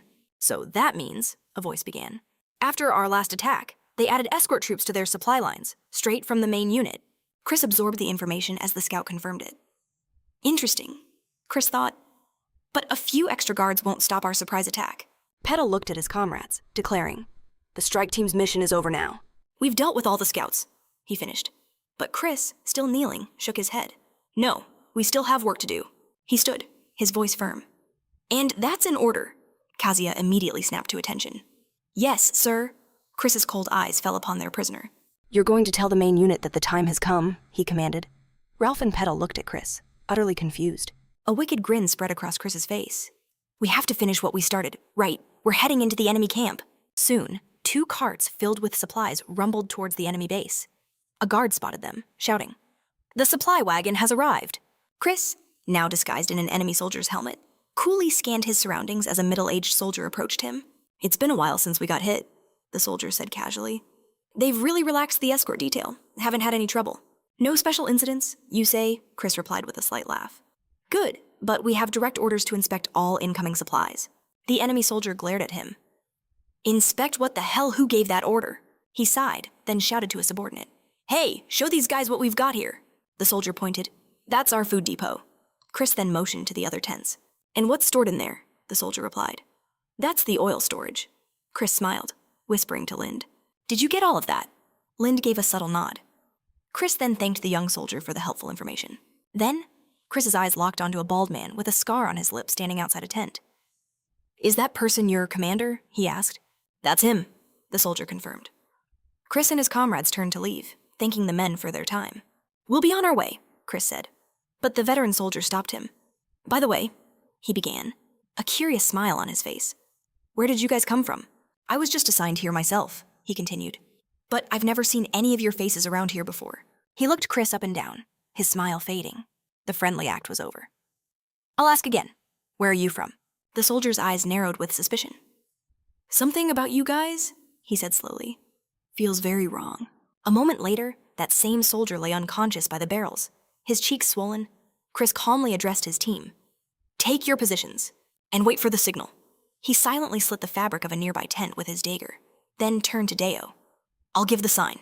Chris peered through the opening, his hand gripping his knife. "Let's get a closer look." He lined up his shot, his target the enemy commander. The distance isn't bad, he thought, but not quite perfect. He adjusted his stance. This should be just right. He threw the dagger with all his might, a blur of silver aimed at the commander's heart. But at that exact instant, a soldier walked out of the tent, directly into the dagger's path. The man dropped dead, the blade buried in his forehead. The enemy commander stared in bewilderment at the fresh corpse, before sucking in a sharp, startled breath of terror. Chris glared, furious at the unexpected interference. The commander finally found his voice, screaming, "Mercenaries! Assassins' enemies are here!" he shrieked. With his cover blown, Chris exploded from behind the tent like a bolt of lightning. How annoying, he thought, as he raced forward with incredible speed. A system message flashed before his eyes. Throwing skills. Level 16. Losing his composure, Chris roared, "Get lost!" He stormed into one of the tents, right into the enemy's den. An enemy soldier immediately blocked his path. Chris froze, bewildered, as the guard demanded, "What are you doing here?" The soldier's eyes narrowed with suspicion. "We've had reports," he growled, "of spies infiltrating our ranks." Chris feigned confusion, wondering why the man was so hostile. The guard's voice was sharp and impatient. "Grab your weapon, now," he ordered. Chris quickly complied. Suddenly, the enemy commander's furious voice boomed across the camp. "We've found the intruder," he yelled. "Damn it!" In that instant, a massive explosion erupted behind the commander. The blast tore through his soldiers' tents. The commander whipped around in terror as a voice screamed, "General!" A panicked soldier scrambled to his side. His voice shook with fear. "It's the enemy's forces." It was Kenry, leading the charge. He raised his sword high. His war cry echoed through the chaos. "Charge!" The troops surged forward like a tidal wave. "Sir, an enemy unit is closing in." The enemy general stared ahead, his face pale with dread. Cries of, "Put out the fires!" filled the chaotic air. Terrified soldiers scrambled to flee from Kenry's relentless advance. One soldier looked at the approaching horde with grim resolve. "We cannot surrender," he screamed, "even if it costs us our lives." At that very moment, a blade sliced through the air. A figure in an enemy uniform severed his head clean off. Heads began to roll as the enemy ranks were thrown into chaos. Survivors screamed in horror. "There are spies among us!" Someone had just split another soldier's skull wide open. It was Kenry, who had expertly dispatched one enemy after another. His gaze, cold as steel, scanned the battlefield. An enemy soldier locked eyes with him and froze in pure terror. Kenry advanced, his expression a mask of fury. Meanwhile, the enemy general stood amidst the chaos. Trapped in a living nightmare, he clutched his head. Shouts and the roar of flames surrounded him. He could only whisper in disbelief. I can't believe this is happening. The general's face was a portrait of horror. How could this possibly happen? A voice cut through the noise. General? He turned, dazed.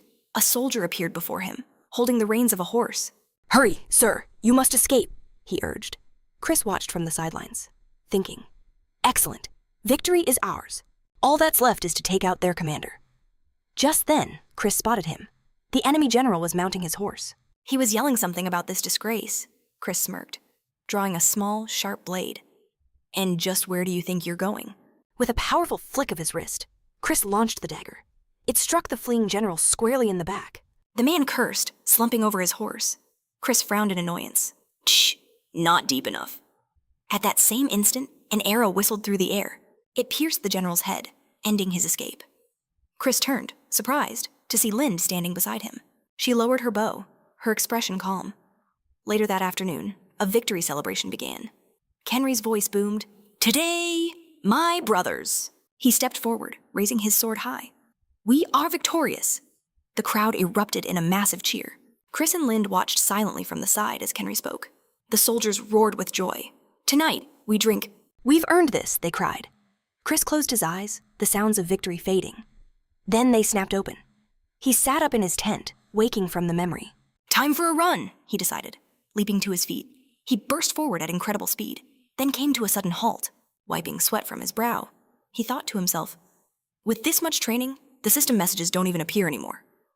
He recalled everything that had happened. His mind raced through the recent battles.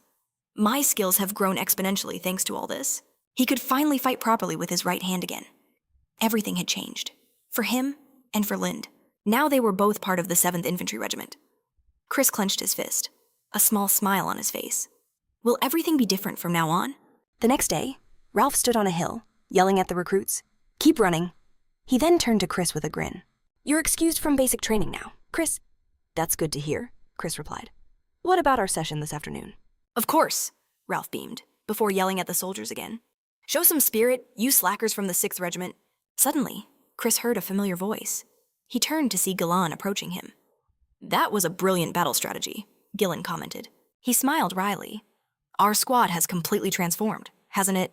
Chris returned the smile, remarking, You really shouldn't have killed the commander. Gillan just shrugged. I think it would be a pity to waste your talent. He faced Chris, his gaze intense and serious. Chris continued, Even so, Kenry is a former knight. If he were a commander truly preparing for war, he would undoubtedly earn his knighthood back. Gillan stared into the distance. Of course, he said thoughtfully. Anyone would be envious of that kind of opportunity. He turned back to Chris. So, what will you show me in today's training? Chris observed Gillan closely, a thought crossing his mind. He's not revealing his true intentions. He's quite cunning. Just what is Gillan planning? So that's why he's hiding his identity as a private? An illegitimate son has no right to lead soldiers, so he must avoid Count, Van Ludwig, his own father, and his brothers, to scout for talent? Gillan began to distance himself from Chris, and just like that, he was gone. Chris watched him leave, already plotting how to seize their power for himself. Suddenly, a thought struck him. An idea sparked in his mind. Could he use this experience to gain growth points? Chris turned back to Gillan, asking him for a duel. Gillan raised an eyebrow, thinking that if Chris possessed such abilities, he should definitely test them. As Gillan faced him, Chris knew this was his chance. He had to gauge his own strength. We cut to a wide-open clearing. Gillan stood opposite Chris, who analyzed him intently, spear held tight in his hands. Then, Chris broke the silence. Aren't you going to draw your sword? He asked, genuinely puzzled.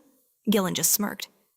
You're a cocky one, he replied, as his eyes lit up with a turquoise light. A vicious smile spread across his face as he declared, Here I come! In the next instant, Chris was sent flying.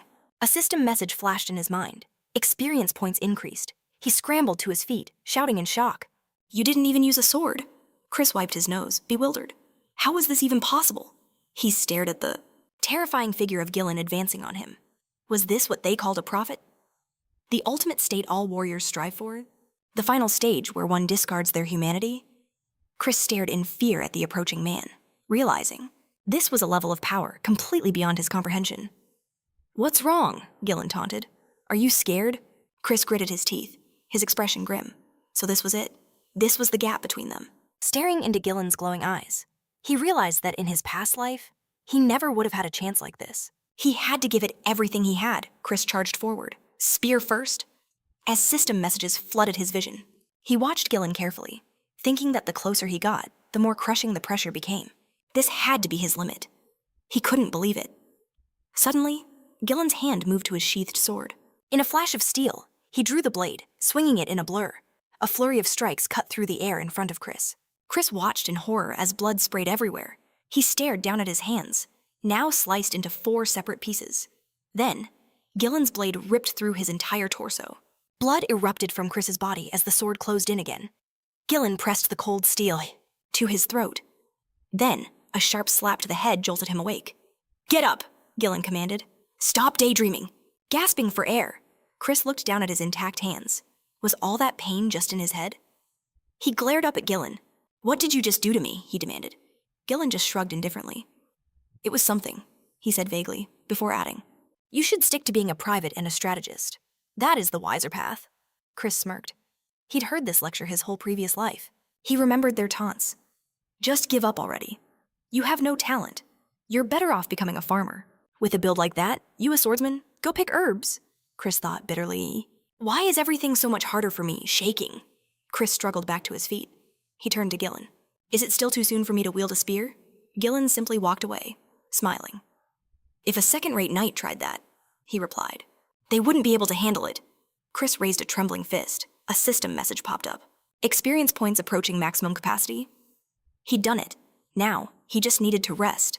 He'd overdone it. The strain of just being near Gillen was immense. Just how powerful was that man? Chris approached him with a weary expression. He requested an exemption from the joint training session. Barely able to stand, Chris asked if it was possible. He added that leadership was still needed on the field. The commander agreed, saying he'd report it. "We are transported to the barracks." Chris is shivering under a blanket as Pumpkin runs to his side. His body won't stop shaking. Pumpkin affectionately licks his cheek. Outside, someone notes the dark clouds gathering, meaning training will be canceled. The first drop of rain hits a blade of grass. Soon after, a heavy downpour begins. The next day, after the drills, someone stomps loudly through a puddle. The downpour continues as a few figures run through the rain. Dressed in green capes, one of them curses. "Damn it! 2 guards in blue armor stand watch at their post." One grumbles, "Why does it always rain when I'm on border duty?" His partner just laughed, adding that their shift would be over soon enough. Suddenly, hands reached out from the shadows behind them. In an instant, the 2 soldiers were stunned by the curse of the 8th gate, their bodies incinerated. A masked man produced a small flask and uncorked it. Virus. They forced open the stunned guard's mouth and poured the vile contents inside. White demon, a pumpkin, appears, drinking from a bowl of water. Chris gently pats her head, musing to himself that lately, with things so chaotic, he'd lost track of her. Just as Chris was apologizing, Lynn swept into the tent, cloaked and hooded. Chris met his gaze, questioning his presence on the border. Lynn lowered his hood. "We had to," he confirmed. He revealed that the guards had been attacked. But strangely, they only lost consciousness, waking up later completely unharmed. A startled look crossed Chris's face. Lynn's voice was grim. "Bizarre, isn't it?" With a sudden cry, someone threw open the tent flap. A chilling realization hit Chris. He bolted out into the torrential rain, shouting at his squad mates scattered along the trail. "At least wear a raincoat," he roared, frustration mounting as he pushed onward, feeling like no one else understood the danger. In his past life, this plague had never reached their squad. He couldn't believe one single action could have changed the future so drastically. Everything was different now. Reaching the command tent, he called out for Petal, bursting inside to get straight to the point. "You're the one who sets the border patrol shifts, right?" Petal looked up, confirming he was planning the next week's rotation. Chris moved closer, his voice low and urgent. "The guards who were attacked. Which unit were they from?" Petal answered. "They were from Ralph's division." Ralph's division? Just as he feared. A tense silence fell as Petal tried to reassure him, saying he was already investigating. "There's no need to worry so much," Petal insisted. "Look at you, rushing here without even a raincoat." Chris knew that even if he explained he was fighting a curse, not an illness, his attitude towards him would forever change. He closed his eyes, letting out a heavy sigh. "I'm borrowing your raincoat," he stated, already on the move. Finding the soldiers, he pried one's eye open and saw it the black spots. Ralph, ever confident, just smiled. "See, no problem. Our boys aren't that weak," he boasted. But Chris knew better. Those black spots on the eyeballs, they were the first symptom. The very first sign of the end. Chris turned to Ralph, his gaze intense. If anything changes, you tell me first. Got it, Ralph agreed easily. Chris's mind raced. The white demon. Once you contract this disease, your body slowly becomes covered in frost, until finally, death arrives. With symptoms like that, it was no wonder they called it a curse, not a disease. He remembered reading how over 100 healers had died just trying to cure it. The first person to use it in battle was a man named Anin Razan. He recalled a girl's voice, filled with rage. May he die 1,000 deaths. She had cursed his name, screaming how this damn plague had destroyed the world's greatest healers.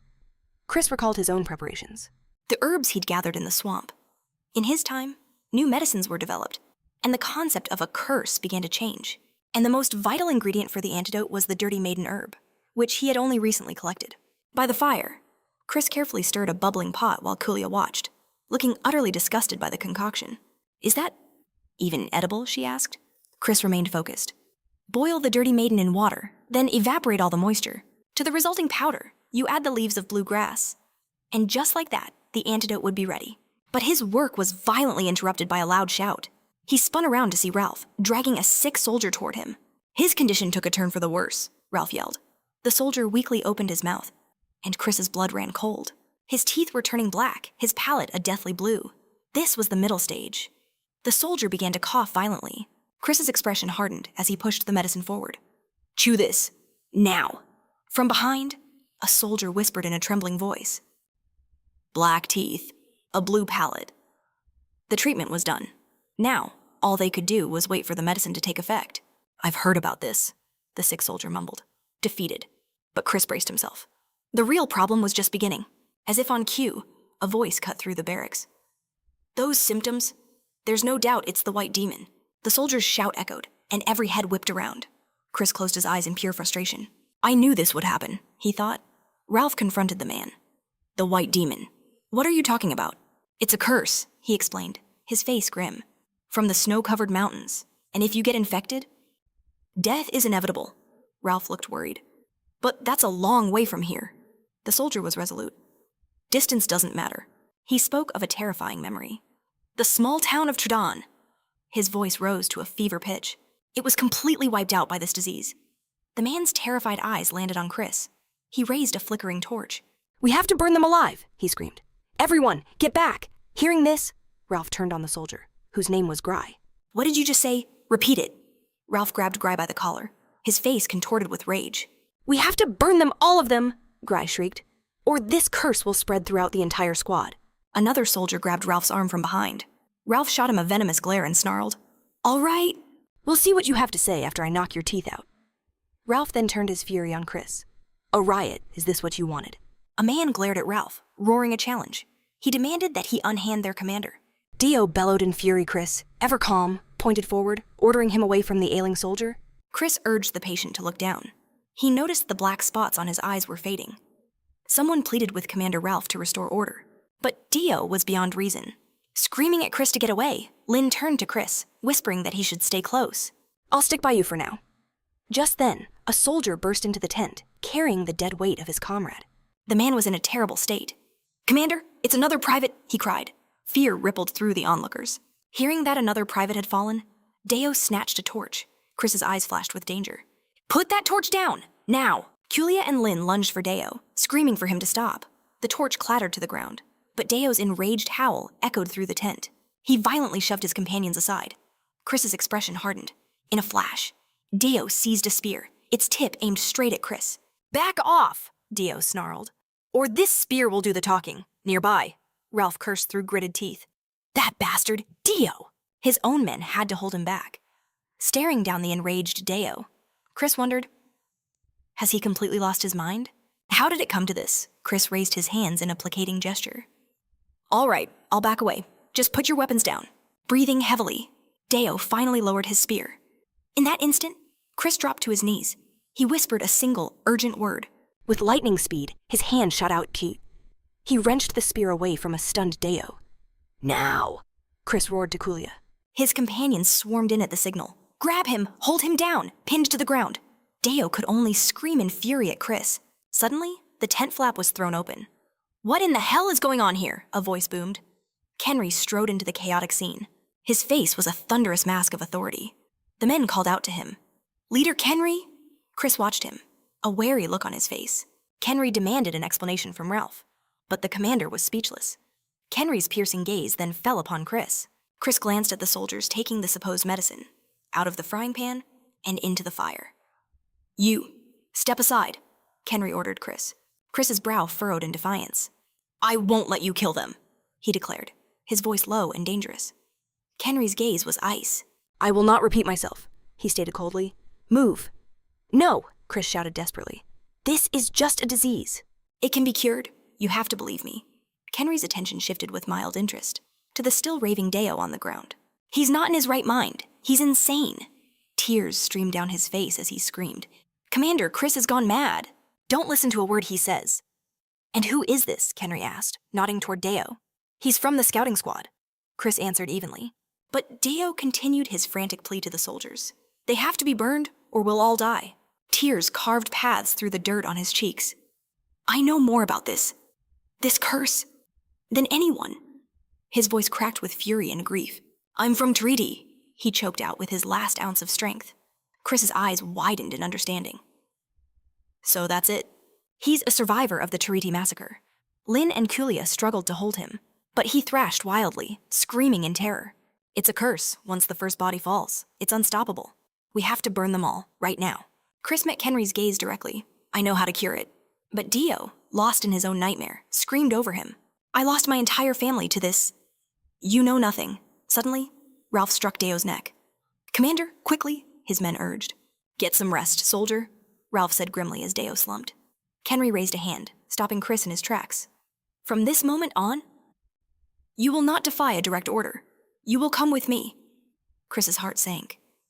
He's taking Deo's side. This is bad. This is very, very bad. As Kenry turned to leave, Chris knew he had to act. If we start killing our own, all morale will be shattered. The outcome of this war will be decided here. In a bold move, Chris grabbed Kenry's arm. He leaned in close, whispering to the startled leader. "I have no desire to become a knight again." Kenry spun around, ready to explode. "What did you say?" But Chris continued calmly, his voice a low murmur. "Though I know it won't be easy for you." Kenry froze, his anger replaced by shock. He listened. "Especially," Chris added, "for a man having an affair, with the king's wife." The threat hung in the air. "I can deliver a victory. A feat so great, no one can ignore it. Let me help you." "Just trust me." Kenry stared into the distance, his mind racing. Later, Deo's eyes fluttered open. The first thing he saw was Kulia's smiling face. "You're finally awake," Kulia chirped happily. But Deo shot up from the bed, gasping for air. "Chris," he yelled. Kulia just smiled, feeling a little calmer now. Without a word, Deo bolted from the tent. "I guess not." Kulia thought wryly.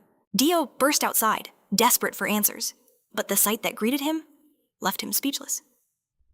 Commander Ralph stood before him. He was embracing the very soldiers who had been sick, shouting with joy about how worried he'd been. Deo's jaw dropped in disbelief. He stared at one of the cured fighters. You really found a way to cure it." The soldier was startled. "Thanks to the white demon." Just then, a hand fell upon Deo's shoulder. He turned to see the once sick fighters, now smiling. Their savior, Chris, simply gave a knowing look. As Chris walked off, Deo was left completely baffled. The scene shifts to a command tent. Inside, Kenry and Chris stood over a map. "They're fully recovered," Chris reported. A look of relief washed over Kenry. "Excellent," the commander declared. "Set up a field hospital immediately. We must find any others who are infected." Kenry's gaze sharpened on Chris.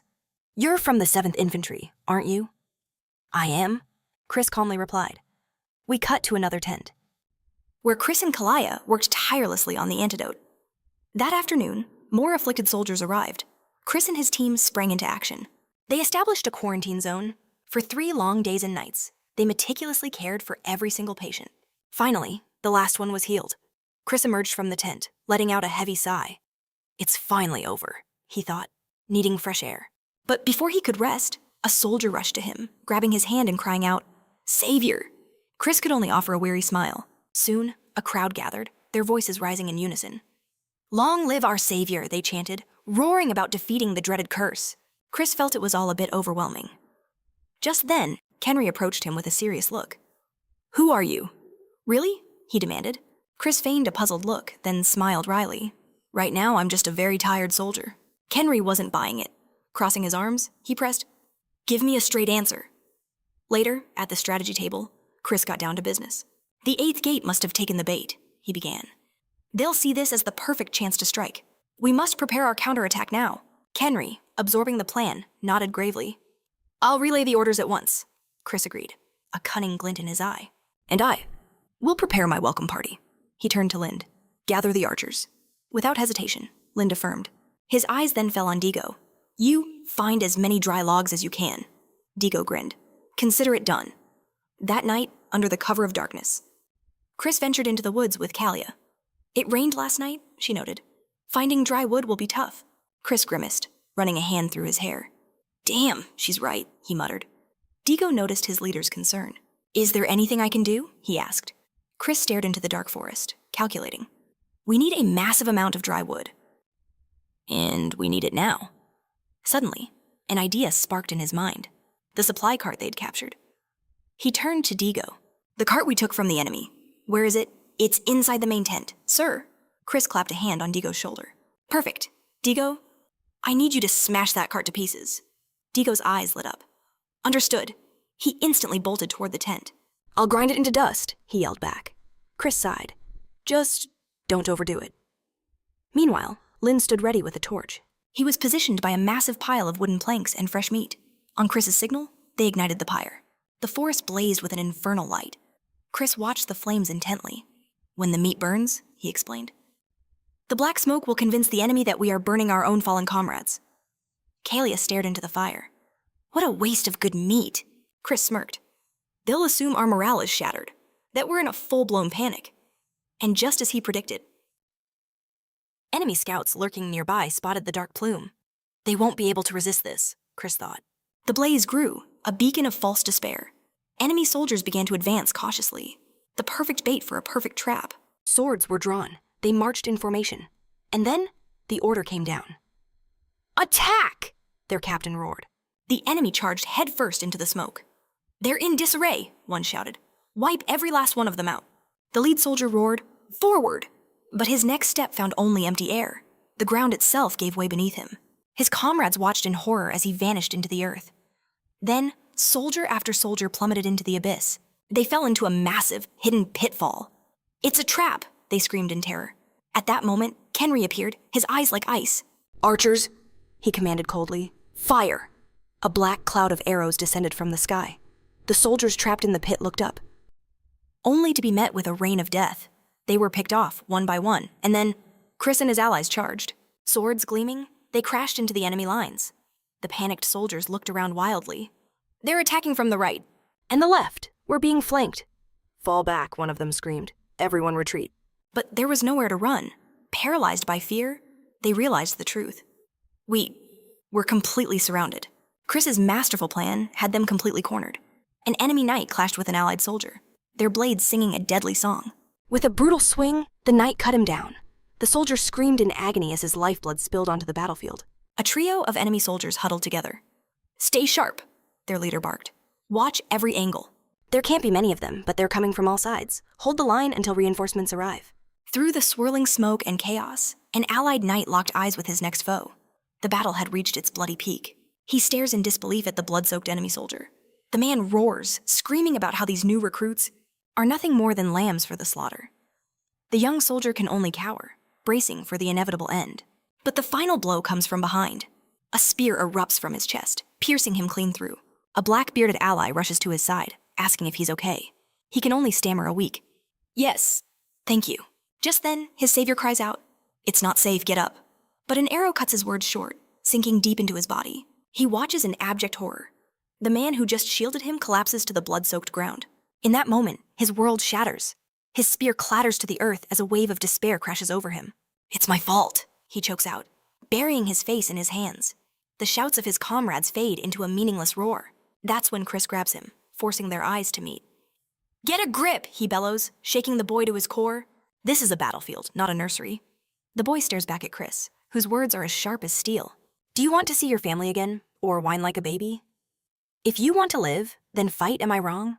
The young soldier is stunned into silence by the brutal truth. An image flashes in his mind. His life from before the war. A woman and a child standing by their home. His family. With a surge of new resolve, he snatches his weapon and rises. He lets out a primal scream and charges back into the fray. Chris watches him go. Then his gaze sweeps across the battlefield. The enemy's strength was far beyond their calculations. Could they possibly hold out until the 5th Infantry arrived? The field is a hellscape of fire, steel, and death.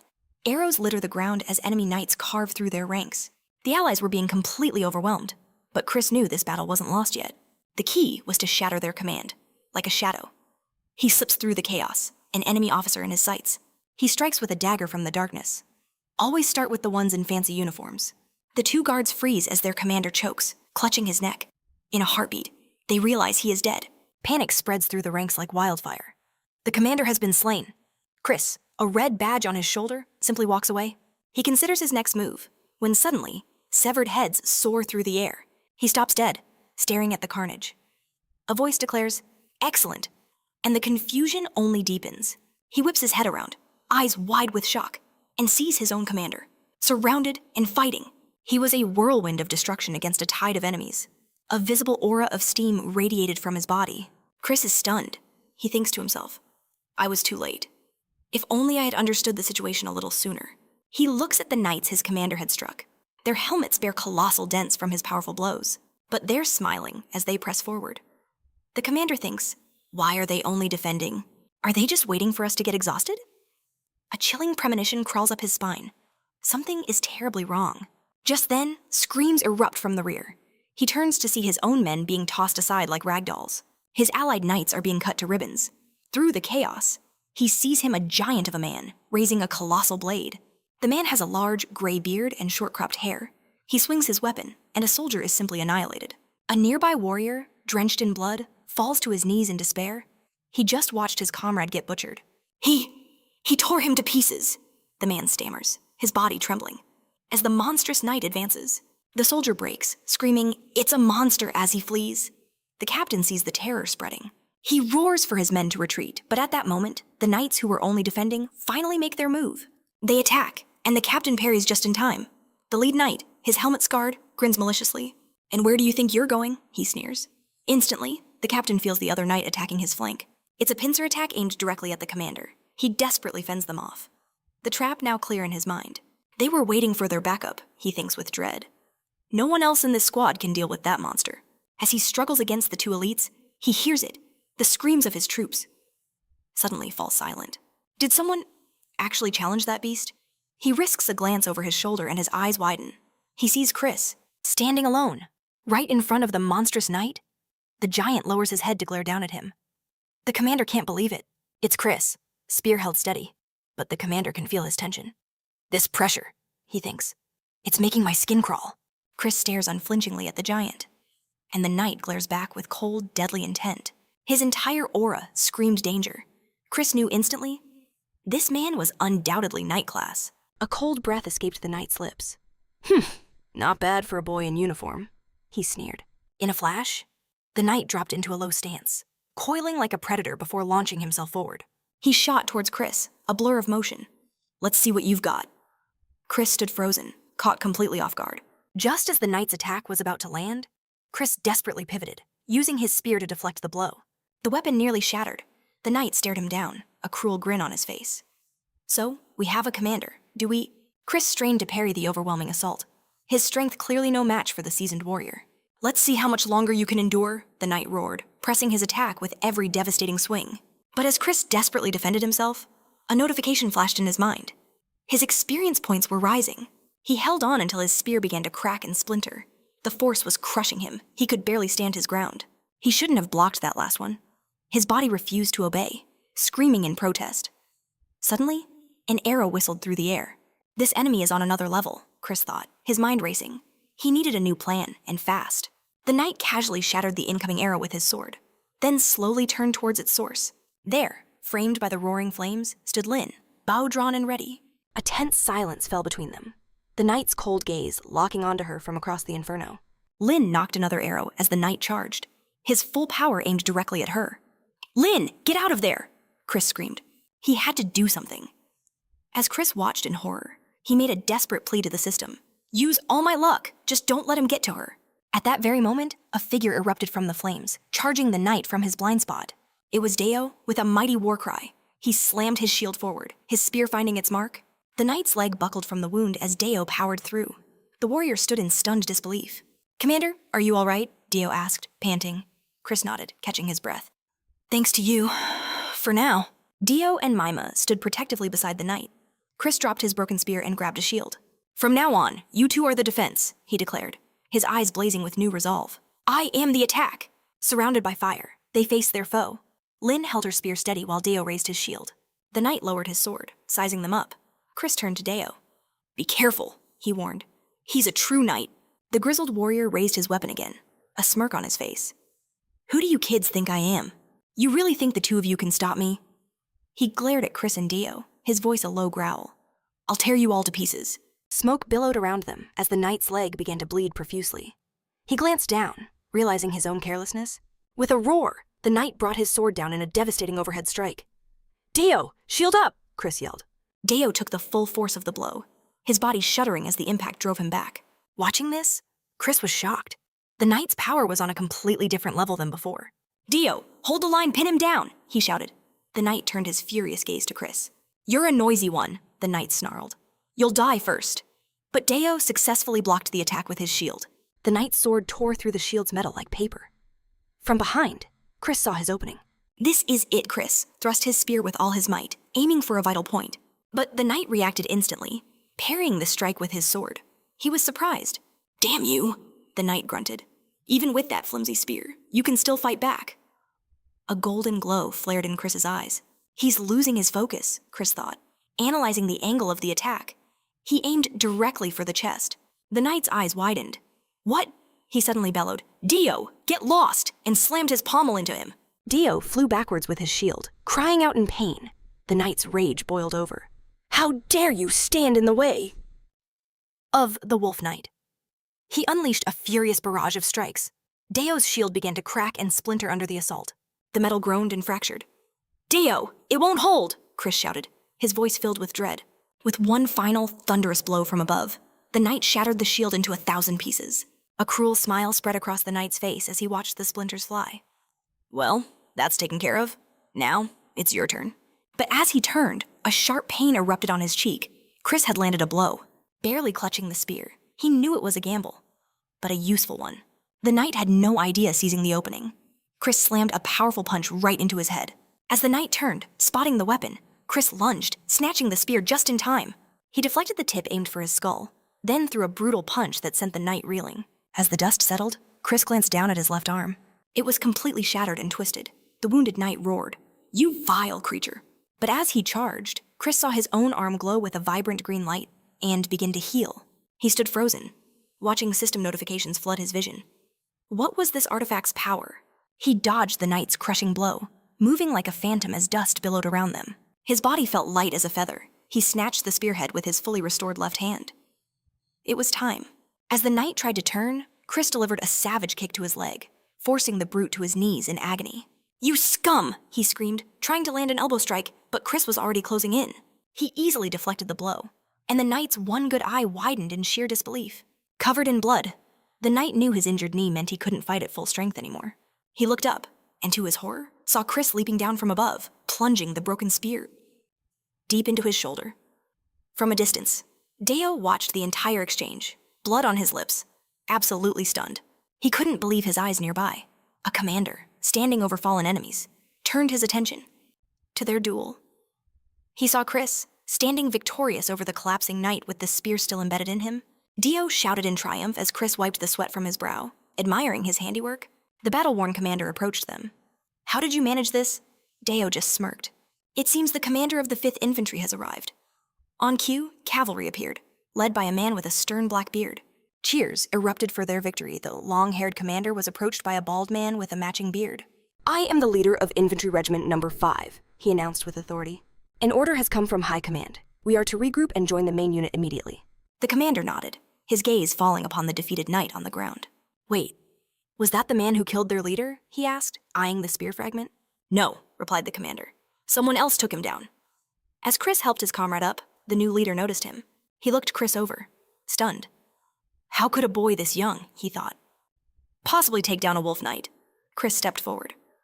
My name is Chris, a scout from the 7th Infantry. The commander scoffed. You must be joking. I know we're celebrating, but there's no need for lies. He's telling the truth, sir, another soldier confirmed. Chris sighed inwardly. He was already getting used to this kind of reaction. Later that afternoon, their carriage rumbled through the forest. His squad rested inside. Lind handed Chris a trophy. Commander Petal said this belongs to you. Chris smiled. This is a bit much, but I am grateful, he said, reaching for it. He closed his eyes, savoring the feeling of true accomplishment. When he opened them, his thoughts drifted. In my previous life, he mused, looking over his resting comrades in the carriage. I was utterly worthless. I only survived by using talented people as my personal shields. His expression hardened, his eyes blazing with a golden light. But now, everything is different. I refuse to stand on the sidelines. I will protect these guys. I won't repeat the failures of my past. Just then, Pumpkin the dog trotted over and barked. Chris smiled, patting her head. That's right, Pumpkin. Soon after, the commander signaled for them to exit the carriage. As they disembarked, Chris walked beside him. Sir, where are we going? He asked. The stoic commander answered without turning. We're heading to the 3rd. Chris's mind raced. 1, 2, and 3. He glanced at the commander's back, a thrill running through him. We're finally going to meet them. The Army's best commanders. The absolute top brass. He realized, before the White Demon Plague, I never dared to venture outside my own territory. The squad braces for their next move, entering the command tent where a new commander-in-chief awaits. Lounging on a crimson chair sits a man with long golden hair and a sharp mustache. As he crosses his arms, Chris recognizes him instantly. It's Van Leeuwik, the eldest son of Baron Van Ludwig. The Baron's son remains seated, a smirk playing on his lips. So, this is the boy who took down the Wolf Knight, he muses, watching as Chris and the other commander kneel before him. Now that all the main players are here, he announces, I have something to declare. His gaze lands sharply on them. The incredible achievements of the 7th Infantry Regiment have not gone unnoticed. Your unofficial command over a detachment of 500 men is hereby certified. Hearing this, the commander bows his head deeply in gratitude. Chris observes the scene, his eyes narrowed, thinking it's all too convenient for a mere official title. He understands the game being played. Then, the Baron's son calls Chris forward, surprising him. Yes, Commander, he responds. Van Leeuwik's eyes bore into him. You're the one who defeated the White Demon and the leader. Of the 8 gates, I presume? Chris's surprise is evident as he continues. I am assigning you as the commander of a 100-man squad. The Baron's son then insists on placing the shoulder straps on him with his own hands. Chris looks up. This is a great honor, sir, he says, feigning shock. Van Leeuwik then proceeds to affix the new insignias to Chris's shoulders. Chris stands perfectly still, his face a mask of seriousness. With a black-gloved hand, Ven grips his shoulder firmly. He leans in uncomfortably close, a sly smile on his face. You look even younger up close. Is there anything you might need? Chris's mind reels, feeling intensely awkward. His intentions are obvious. He quickly kneels once more. Looking the Baron's son dead in the eye, he changes the subject. Sir, during our attack on the enemy positions, I discovered something. He pauses for effect. The 8 gates are raising special soldiers. This finally gets a reaction. Special soldiers, you say? Chris's mind flashes back to his past life, recalling the grim truth he once knew. He might not know all the details, but he remembers the stories. Tales of elite Marines forged through special. Training that lasted for 10 years. A horrifying image fills his mind, a massive legion with burning red eyes. Clad entirely in armor, their faces hidden. There were nearly 10,000 of them, it seemed. It appears some of them were mixed in with the partisan detachment. The Baron's son sinks back into his chair, looking completely unfazed. Get to the point, Chris thinks to himself. This man has no idea of the danger we're facing. He's completely underestimating them. Aloud, Chris says, Sir, if a hidden elite unit of that caliber exists, they would most likely be deployed as a guerrilla unit to strike at the very heart of the Allied army. The Baron's son smiles and leans in. In other words, they want to kill me. He then erupts in laughter, finding the idea absurd. Our army possesses the finest cavalry on the entire continent. It doesn't matter how strong the enemy is. We will crush them the moment they appear. But Chris maintains his serious tone. Sir, it will be difficult to engage them in a chaotic battle. Now that we understand the enemy's intentions, we cannot simply leave our command exposed to a surprise attack, can we? At this, the Baron's son's smile fades into anger. Are you lecturing me now, boy? He snarls. Chris immediately bows his head. I was wrong. I was too bold. My apologies, sir. My only concern is for the master's well-being. After a tense moment, the Baron's smile returns. He extends a hand. Your apology is accepted. As Chris looks up, he thinks, I just have to play his game. Sir, he says, I have a plan to end this war in just 2 days. Please, hear me out. If I am wrong, you can teach me a lesson. This proposal surprises the Baron's son, who smirks. Very well, tell me, and I will personally deliver your lesson if you fail. Chris then lays out his vision multiple. Carriages moving along different supply routes, bait for a surprise attack on the 8 gates transport lines. The enemy is desperate to win before winter, if there is any. Mishap during transportation, he explains. They'll be forced to mobilize their hidden partisans and finish the battle in a hurry. The other commander looks at Chris in shock. But how can we possibly fight back against their partisans? Chris looks at the Baron's son with unwavering confidence. We will gather 100 of our best fighters and organize an elite unit of our own. If we succeed in defeating their partisan unit, we will shatter the enemy's morale for good. Victory will be in our hands. 2 days later, Chris is standing on a grassy plain, his second in command right beside him. They watch as a long column of supply carriages trundles down the road. He looks at the commander and says, They are right on schedule, just as Chris predicted. The guard on this route is the key, the captain roars, his voice booming across the army behind him. Raising his hand, he declares their purpose. Do not forget our objective charge. In the next moment, a wave of Allied troops in blue armor stormed the enemy wagons. The enemy camp, caught in a stupor, reeled in shock. They had no idea what was happening. A surprise attack, they screamed, but the captain silenced 2 of them with a single, brutal punch. In an instant, the carriages were engulfed in flames. An allied knight thrust his spear deep into an enemy's throat. A choked scream, a spray of blood, and it was over. Dio, clearly shaken, reported to his commander. Sir, it's done. Even as he delivered another killing blow, the commander replied grimly. I heard the screams from a mile away. Enemy soldiers in heavy helmets stood frozen amidst the burning wreckage. One scout reported to another. The enemy is falling back. But why? They wondered. What could be their plan? The remaining soldiers could only watch in horror. Their entire supply train, their provisions, reduced to ash. Knights cried out in despair. Our goods, our horses. Later, surrounded by trees in the daylight, Chris stood alone on a barren field. Leaning on his spear, he flexed his hands. A satisfied smile touched his lips. It's perfect, he thought. My left hand is no longer a liability. He twirled the spear effortlessly, his mind racing. Now, I need to focus on that artifact. He finally understood, through relentless training and the crucible of real combat. He could truly elevate his skills. His mind flashed back to the battle, to the knight whose arm he had healed, only to slash his leg and leap upon him for the kill. But in the end, only one thing truly mattered to him now: experience points. He remembered the day he fought that night, the moment his body was dumped at the construction site. Everything changed. Chris pointed his spear forward, his stance completely different. The difference in reaction speed. It's like I'm an entirely new person. It seemed he possessed a rare gift, when skill points aligned with certain conditions. Incredible abilities awakened. He gazed at the sky, a new determination burning within him. If that's the case, then I can do it too. He remembered his past life, a different master. I'll show you, he vowed, the true art of wielding a weapon. I'll show you the meaning of talent. In his memory, Chris sat before a man with long hairs and only a single left hand. The master held his sword, his voice calm. This is difficult to explain with words. He then picked up a small piece of wood. For example, he said, tossing it high into the air. Watch closely. As Chris's eyes followed the wood, he held his breath, utterly captivated by what he was about to witness. He watched, mesmerized, as the master began to spin his blade, creating a vortex of wind. Then, as the piece of wood fell, the man struck, a flash of steel that cut it into dozens of pieces midair. Chris could only stare as the wooden fragments rained down around him.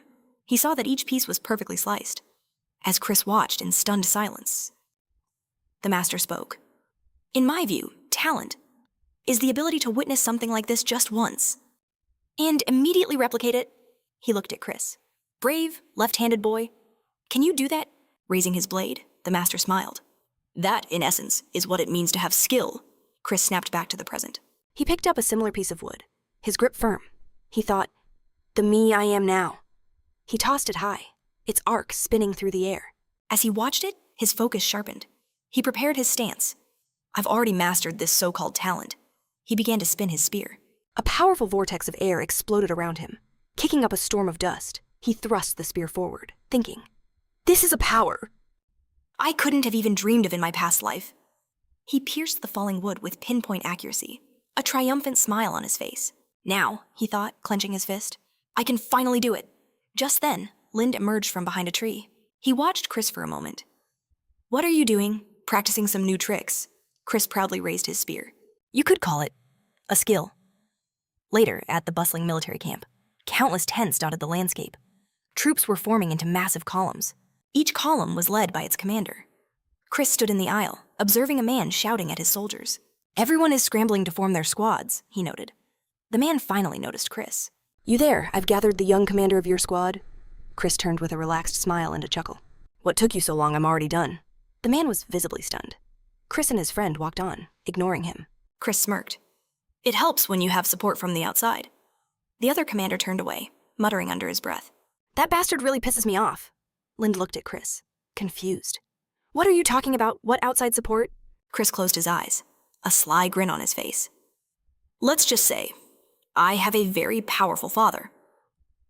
In the distance, Gillen watched them. A grin spreads across Chris's face. Seriously, let's make a squad, just the four of us. Gillen just laughs, shaking his head. You're always dreaming of the impossible. Impossible? Chris retorts. It's not that hard. Gillen's eyes narrow. And you expect me to do it for free? Chris challenges him. Fine, name your price. Gillen's gaze is sharp. After this battle, you come work for me. Chris is taken aback. If I do that, I'll have nowhere else to turn. But Gillen just smirks. Don't worry, he says, a place for you will open up. Later, Chris rallies his men on the training grounds. All right, same drills as always. First, Len sets the target, loosing an arrow with deadly precision. Then, the others move as one. Doi rushes the training dummy, his attack a perfect distraction. Chris follows, his spear piercing its core. Finally, Dio charges from the rear, finishing the sequence with a powerful shield bash. Their movements are synchronized, a simple yet deadly tactic honed over 4 grueling days. One of the men looks worried. Will this really work? Our squad was gutted by injuries. There are only 4 of us left. But Chris offers a reassuring smile. Don't worry about a thing. Still, he wonders, who would truly follow a 15-year-old boy? The unofficial commander of a 100-man squad. He knew what he had to do. Prove his worth to the main forces, right here, right now. Suddenly, a scout cries out, Gate 8 is on the move. A grim smile touches Chris's lips. So, our raid on their supply lines was a success. A veteran warrior roars, into the fray. Near the captain, the Baron's son sits mounted on his warhorse, smirking arrogantly. An immense cavalry unit stands ready, their spears like a forest of steel, pointing to the heavens. Across the field, the enemy commanders glare back, their own elite riders flanking them. 2 massive armies face each other, a sea of steel and flesh waiting for the signal. Chris and his friends stare in shock at the sheer scale of the battlefield. Are there 3,000 of them? Len whispers. Looks like it, Chris confirms grimly. Just then, another captain approaches, eyeing their tiny group. Why are there only 4 of you? Chris quickly replies, We're the rear guard, sir. The captain just sneers at him. Just like the rest of the wounded dogs rush to the front line. Chris's heart sinks. This is hopeless. Nearby, a fully armored knight grips his spear, a smug grin on his face. Another soldier mocks him. Don't grip that spear so tight, you'll break it before you even use it. The knight whips his head around. Watch your mouth, scum! Soon enough, I'll be your superior officer. Beside them, a terrified soldier prays, desperately pleading for divine protection. Chris gazes at the enemy horde. His 7th Infantry Squad once had 100 men. Now, they were a handful. He raises his spear, his grip firm. In the end, nothing had changed. They would fight, they would defend, they would conquer. Suddenly, a commander roars, Entire army advance! With a deafening cry, both sides surge forward like a tidal wave of destruction. Steel crashes against steel. A symphony of war cries and death screams fills the air. Chris turns to Deo. Fall back. We're breaking from the main squad for a moment. As they move, the Allied cavalry thunders past, crashing into the enemy lines on their armored warhorses. Enemy foot soldiers scatter in terror, desperately trying to defend against the crushing charge. Exterminate them all. A few Allied knights watch with amusement. Heh, look at them run. What a pathetic squad. On an open plain like this, one grins. Our cavalry is invincible. But his words are cut short as an enemy blade slices through his throat. The tide of battle was turning. A massive wave of enemy soldiers breaks through, overwhelming them with a flurry of swords and spears. Leading the charge is a terrifying enemy captain, a vicious scar carved across his forehead. He brandishes a colossal blade. "Advance!" he bellows, his voice like thunder. "Crush anyone who stands in our way!" He leaps high into the air, bringing his massive sword down with earth-shattering force, obliterating everyone beneath him. Agonized screams echoed through the smoke-choked air, through the chaos. The captain roared, "We're moving out!" It's time to show these dogs true horror. Chris watched the carnage unfold, a spray of blood hitting his face. He felt the battlefield's atmosphere shift. A new breed of warrior had just entered the fray. Glancing at his own men, he gave the order. "Prepare to advance." The plan was set. His squad would move between the 8th Gate and the 7th Squads, straight ahead, at 1Z, an enemy partisan group. Was their target. They would circle around for a surprise rear attack. Meanwhile, the partisans were already carving their way forward. They cut down soldier after soldier, causing absolute chaos. One of the knights behind the Baron turned, his face pale. Trembling, he stammered to his lord. "Sir, it appears an enemy partisan detachment has broken through our lines." The Baron's son froze, his face etched with worry. But the captain beside him bellowed an order, "Release the elite unit, crush them." But the enemy partisans were unstoppable. They moved like a force of nature, taking heads with brutal efficiency. Not a single one of them cracked a smile. Their leader, his face a mask of crimson, sneered. "Ridiculous," he spat. "They think this can stop us." Rage ignited in his eyes. "We'll show them the true difference in our power." With that, they renewed their assault, a whirlwind of death and destruction. Dust and screams filled the air. As they swept through the enemy lines, some of the partisans began to grin. Their armor was battered, their spirits high. "They're just weaklings," one of them laughed. "Let's finish this quick. We'll be the heroes of this war." Suddenly, an arrow whistled through the air. He raised his arm just in time, deflecting the shot. In that instant, Doi charged in, his axes crashing down. The enemy warrior was stunned, completely staggered. As he tried to recover, Chris appeared right behind him. "Who are you people?" he yelled, striking true. His spear found its mark. While Dig covered their flank with his shield, Chris was stunned. "They deflected every single arrow we fired." "These guys are a true elite unit, Ananin. Be careful." Ananin nodded, his expression grim. Doi swung again, aiming for the hands, knocking the enemy's blade away. Seizing the opening, Chris and Dig struck as one. A fatal blow to the neck and torso. They wouldn't miss this chance. Lin knocked another arrow. "I count only 50 of them." He watched as the enemy charged forward. "They're launching a swift attack. We have to pick them off one by one." The battlefield erupted into total chaos. A massive storm of dust obscured the view. But through the haze, La Saludi could be seen. Their commander was a monster, crushing all who stood in his way. Suddenly, one of his own men, covered in blood, noticed something and screamed. "Commander, there's a problem in the rear." But the commander didn't even flinch. Blood-soaked, he pushed onward. "I don't care," he growled through gritted teeth. "Leave them. We move forward." As the knight tried to argue, Doi's axe found its mark, striking another enemy clean across the neck. The commander's eyes widened, seeing these blood-drenched warriors. At the same moment, Chris and Dig lunged with their spears. Their strikes were true. Lin fired an arrow, taking down a soldier behind Chris. But their commander kept advancing, cutting soldiers in half with ease. A cruel smile played on his lips. His blood-soaked blade held high, he roared. "We will be the heroes of this war attack." But then, something felt wrong. A flicker of unease crossed his face. He turned around and saw a field of his own fallen soldiers. My men," he whispered in horror. Meanwhile, Chris, drenched in gore, yanked his spear free from a corpse. He was breathing heavily, exhaustion setting in. He noticed his captain watching him with a concerned look. A soldier rushed to the captain's side. "Sir, a signal from the main force commander." "We've been ordered to pull back." The partisan commander turned his glare back to Chris, his teeth grinding. "Damn it, why now?" He cursed. The Allied knights watched in disbelief as the enemy began to withdraw, cutting down anyone who got in their way. The soldiers couldn't believe their eyes. "They're leaving?" They stood before Chris and his squad, utterly baffled.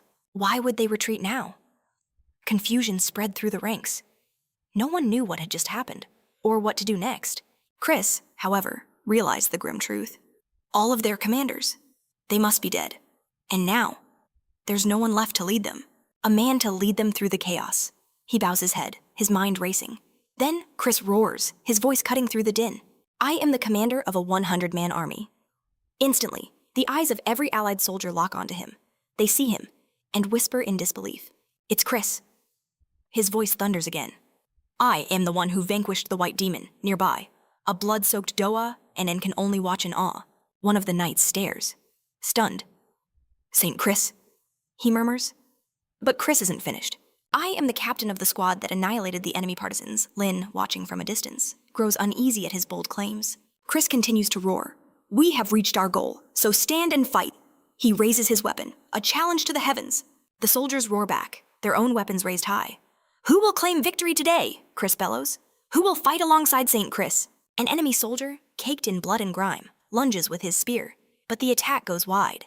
Chris, having dodged with impossible ease, stares at the spear that nearly took his life. What? I can see it. The enemy grits his teeth, attacking again with frenzied rage. But Chris sees it all. The enemy's movements, once a blur, are now crystal clear. In a fluid motion, Chris ducks low and thrusts his spear forward. It pierces his opponent's throat. Blood sprays everywhere. I've changed, Chris thinks, as the knight chokes on his own lifeblood. The man screams, the spearhead jutting from his neck. As he falls, another enemy charges, swinging a heavy mace. Chris dodges again, a blur of motion. The soldier can only stare, his teeth grinding in frustration. How is this possible? Now, Chris thinks, unsheathing a dagger, he hurls it with deadly precision, striking the knight dead center. The enemy's weapon clatters to the ground as he collapses. No more mistakes, Chris vows to himself, his eyes cold as ice. Suddenly, he senses another enemy rushing him from the side, screaming. Die! Chris spots him instantly. He grabs his spear, dropping to one knee. Just then, a flash of steel. An ally's sword severs the attacker's arm clean off. Chris looks back, completely stunned. A black-haired soldier gives the fiend a final, merciful slash across the neck. He turns to Chris. Mark, from the 5th Infantry, he says, his voice firm. I'm with you. Drenched in blood, Chris rises as 2 more knights approach. 6th Infantry, joining your ranks, one declares. 4th Infantry Squad, we're with you now, the other adds. Let's move annihilate every last one of them. Their spirits ignited. They rally around Chris. He stands shoulder to shoulder with Doa, forming a defensive wall. Chris leads the charge, smashing his weapon into a knight's face with brutal force. The enemy screams, blood erupting from his shattered features. Chris scans the battlefield, a fierce pride swelling in his chest. This is incredible. Every soldier is overflowing with the will to win. He stands before them all and unleashes a final war cry. Push harder. The enemy is on the brink of collapse. Anne and Doa, both covered in gore, watch their leader with renewed faith. Doa, twin axes in hand, guards his position. The ground around him is littered with the bodies of the fallen.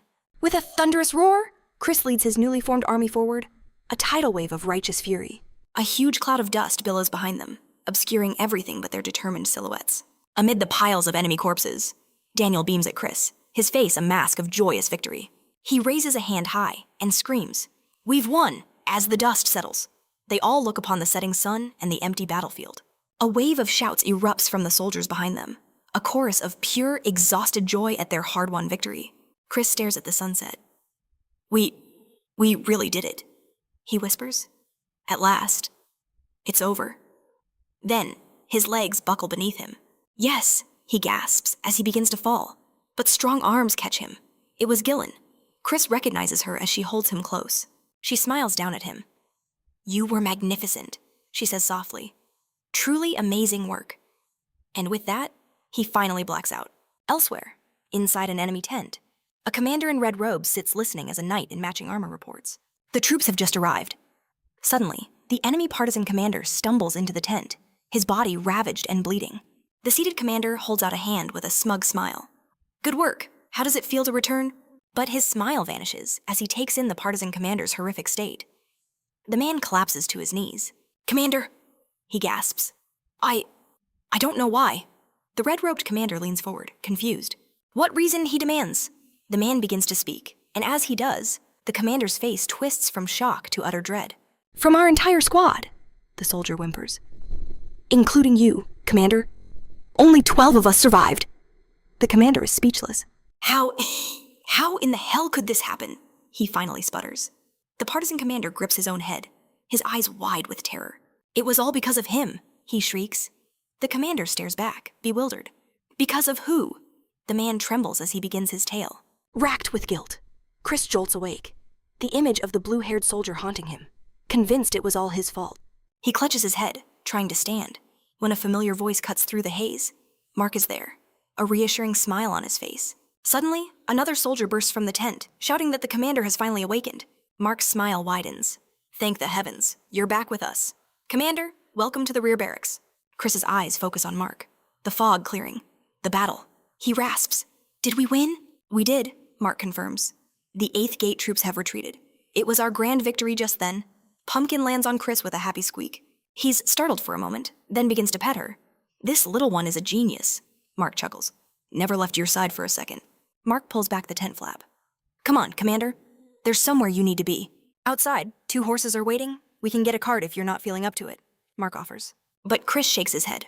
Determination in his eyes. This is fine. They mount their horses and set off. You're a natural rider, by the way, Mark calls out with a grin. Chris laughs, a sound of relief. Back in my village, they used to call me the master of horse riding. Mark just smirks. Well, we're here. Chris looks up, and his breath catches. Before them are countless platforms, swarming with soldiers. Banners fly high, but one catches his eye, a flag bearing the image of a massive castle wall, painted in brilliant blue and yellow. A fortress wall, he murmurs to himself. Just then, a man in magnificent golden robes steps onto the main platform. He has long flowing hair, a sharp beard, and piercing blue eyes. It seems we have distinguished guests, Chris thinks. It was Count Ledwick himself, with Gilbert and the Earl's son standing just behind him. A powerful presence descends upon the field. The Count's voice booms across the assembly. Let the award ceremony for military merit begin. All of Chris's comrades are lined up, standing tall. Soldiers who fought valiantly in the last battle, the Count declares, shall be promoted to the rank of commander. And they shall receive a reward of 5 silver pieces. The names Lind and Doney are called. And Chris nods in approval. Not bad at all. Guys, he thinks, a proud smile on his face. Next, a captain is called to the stage, standing before the allied knights. And now, the Count's announcer calls for the captain of the 7th Infantry Squad. Please, step forward. As the captain approaches, the crowd watches intently. A knight begins to read from a scroll. For feats such as attacking enemy supply lines and crippling their routes, you are hereby awarded the esteemed rank of knight. Your official appointment will take place in Central Shed. Chris glances at another captain in the crowd, whose face is twisted in pure disgust. This is an insult. The other captain seethes. The decorated captain on stage lowers his head, a heavy silence falling. But then, he speaks, his voice ringing with defiance, shocking everyone present. My Lord Count, he begins, someone who has already tarnished the honor of knighthood once, has no right to receive that title again. Instead of becoming a knight, I wish to receive my reward in gold. A wave of shock ripples through the crowd. Chris is stunned. Even the commander beside him whispers, is he insane? The captain bows low before the Count. I apologize for my harsh words.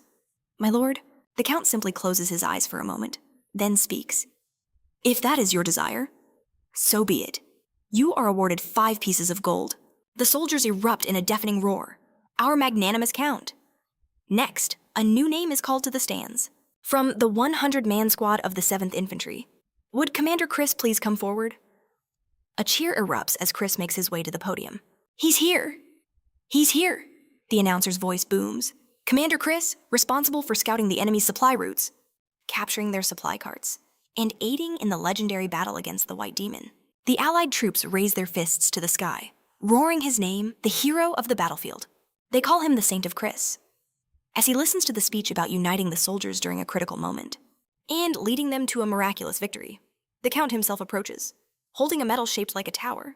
He pins it to Chris's chest. You are hereby awarded the Order of Military Merit, a fantastic achievement, commander of the 100-man force. Chris, he thanks them, his heart pounding. The Count looks him directly in the eye, a knowing smile playing on his lips. Tell me, do you have any desire to climb even higher? Chris is taken aback. This Count was incredibly direct. He met the noble's gaze, 1,000 thoughts racing through his mind. Tell me what you truly want, the Count presses. And in that moment, Chris sees it. This is his chance. A smile spreads across his face. He didn't go through hell and back just to remain a simple squad commander. This was only the beginning. The Count thought he could let this opportunity slip away, but he was gravely mistaken.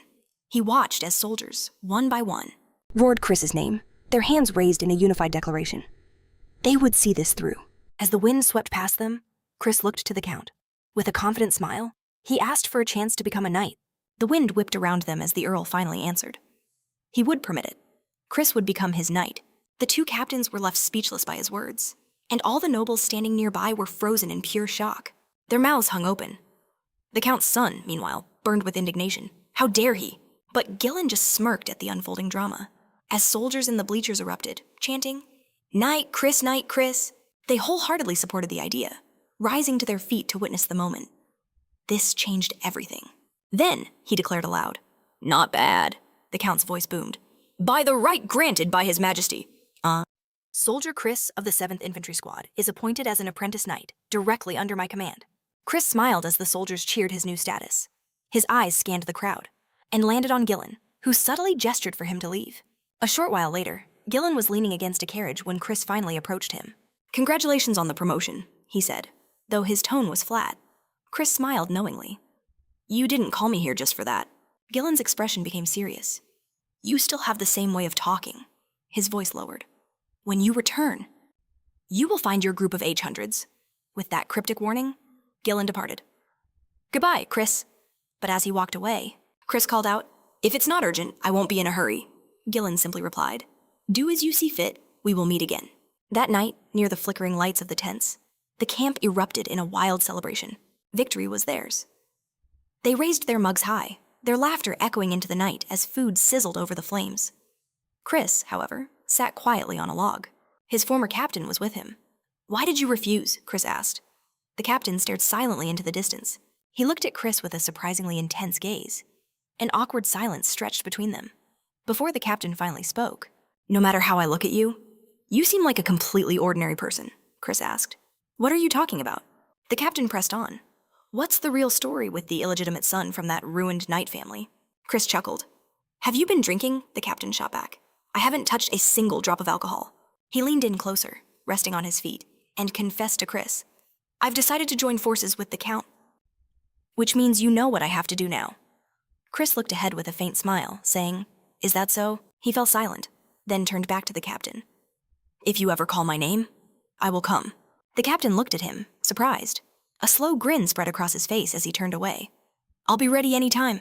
Sometime later, Lynn's mouth fell open in awe at the sight of the countless buildings as they escorted their party into the city. They marched through a huge settlement. "This," a soldier announced, "is the city of Debit." Another soldier sidled up beside Chris and Dima, a wide smile on his face. "Is this really your first time here?" he asked. Lynn admitted. "I've never left my village since I was born." Chris just grinned, clapping a hand on his shoulder. "You should probably stop telling everyone that you're a country hick," he teased. Lynn shot back. "That's rich, coming from the guy born next door." The two of them walked side by side, taking in all the sights. As Chris scratched his head, looking at the rows of tents, a bald soldier approached him. "Master, isn't there a separate lodging branch for the apprentice knights?" "It's a little further away," he explained. But Chris smiled and headed toward a standard tent. "Don't worry about it," he said. "I'm perfectly happy here." He walked inside, thinking to himself that there was no reason for him to settle into a private tent right now. It would only provoke the guys who were already looking at him sideways with envy. He stepped into an empty tent, furnished with only a table, chairs, and a bed, with several boxes piled nearby. "I knew it," he thought. "A spacious private room like this is just the right level." In the end, there was no reason for him to stay in the noisy barracks. He immediately laid down on his bed. "Whatever it is," he said out loud, "I need to rest first." After that, he awoke feeling completely restored, pushing himself up. "I've had a good rest," he declared. "And now, I can go." He went out into the street, heading straight for the main gate. It was being guarded by two soldiers. Just then, someone called out to Chris from behind. He turned around and saw it was Daniel. He reached Chris and said, "There's something I'd like to tell you." Chris looked at him and smiled. "Let's talk a little later," he said. "I need to go somewhere first." Deo simply agreed, smiling back as Chris left. As he headed for the exit, a soldier questioned his departure. Chris simply smiled, saying he needed to step out. Into the city for a while, passing through the gates, a thought solidified in his mind. Of course, he accepted the title of a knight's disciple, all for the sake of freedom. He walked purposefully through the bustling market streets, his mind racing. Things were moving faster than he'd anticipated. It was only a 5-minute walk from the barracks. This market may be small, but it would serve his purpose. He spotted a drugstore, its sign a flask and a cross. Stepping inside, his eyes scanned shelves overflowing with strange ingredients. A lone seller was perched on the stairs. Chris took a deep breath. It had been ages since he'd inhaled such a potent herbal aroma. The middle-aged man on the stairs turned, his gaze questioning. "Running an errand, kid?" he asked gruffly. While feigning interest in the wares, Chris made his move. "I'm looking for an herb called white finger." The man's eyes widened in surprise. "White? What?" "It's a long, finger-like grass," Chris explained calmly. "Grows in dry places, away from the sun." The shopkeeper paused, a memory flickering. "I think I might have seen it." Chris knew that in 15 years, the world would realize this herb's true value. White finger was the key ingredient for awakening one's abilities. A single root could unlock incredible power. Knowing this, Chris looked the owner in the eye. "Perhaps we can make a deal," he proposed. The man waved his hands dismissively, sizing Chris up. "A deal with a common soldier like you." But Chris remained unfazed. He held up a single finger. "The contract is for 1 year, for every root of white finger." "I'll pay 1 copper coin," the shopkeeper scoffed, turning away. "1 copper coin? That's nothing." "After the first month," Chris added, cutting him off, "the price will rise to 2 copper coins per root." Still unimpressed, the owner waved him off. "Not interested, even for 2 coins. It's not worth my time." Chris played his final card.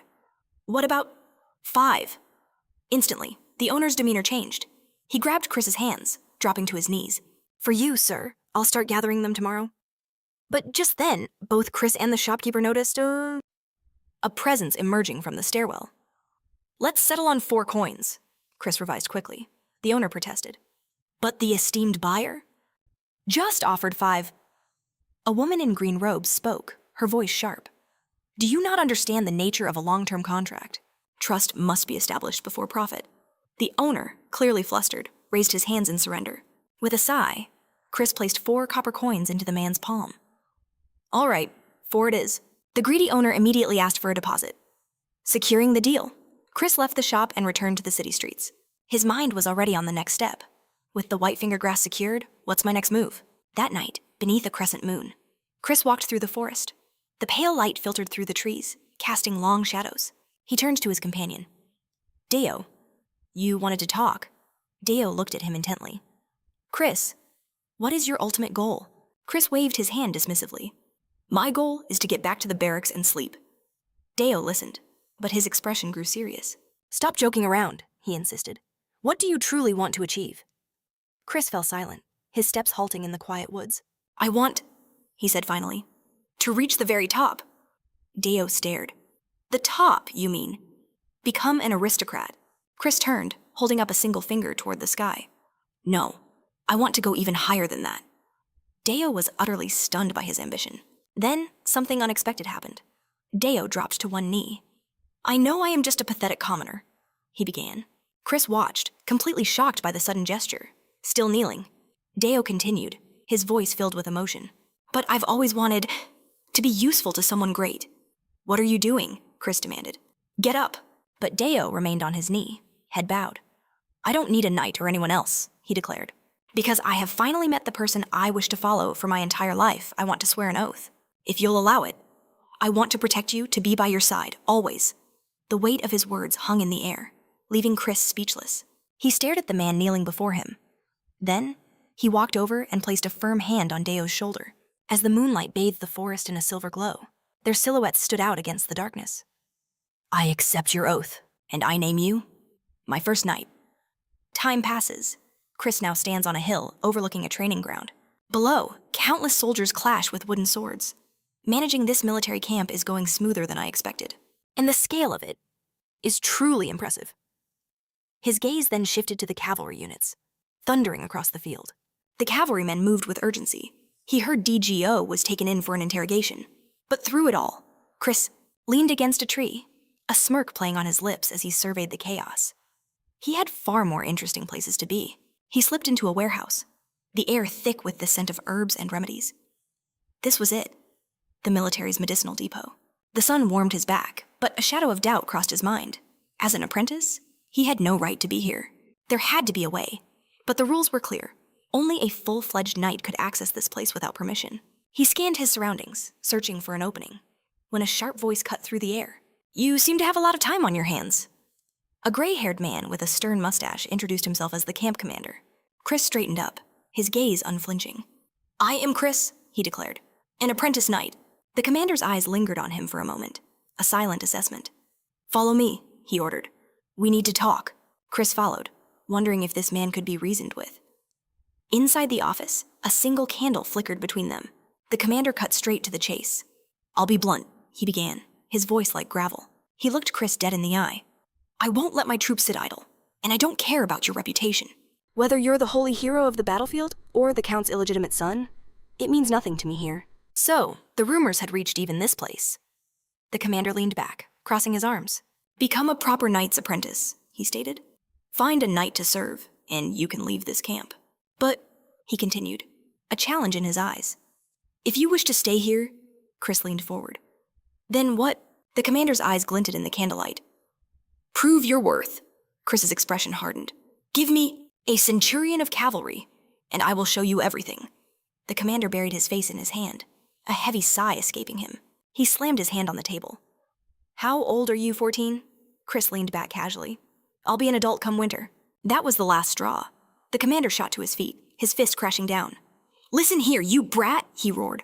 I will never entrust my soldiers to some unknown puppy. You think your name carries weight here?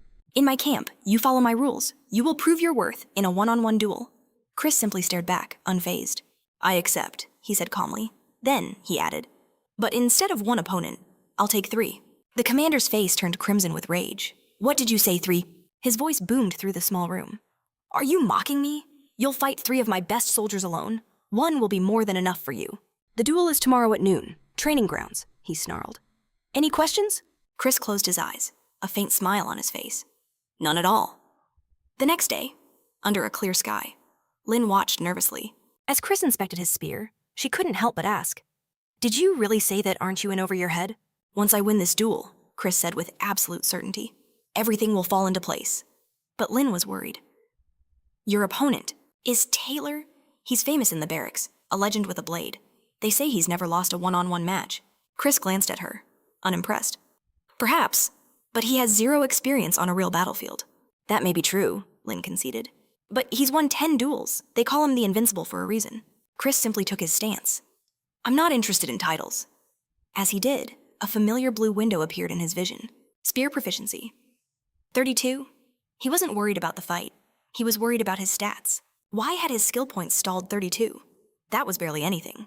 The points he'd earned in true combat were still not enough. He sighed, looking up at the sky in frustration. And that's when he saw it. Lynn followed his gaze. It's snowing. Winter had arrived. In the arena, Chris faced his opponent. Taylor stood ready, wooden sword in hand, as the crowd of soldiers roared with excitement.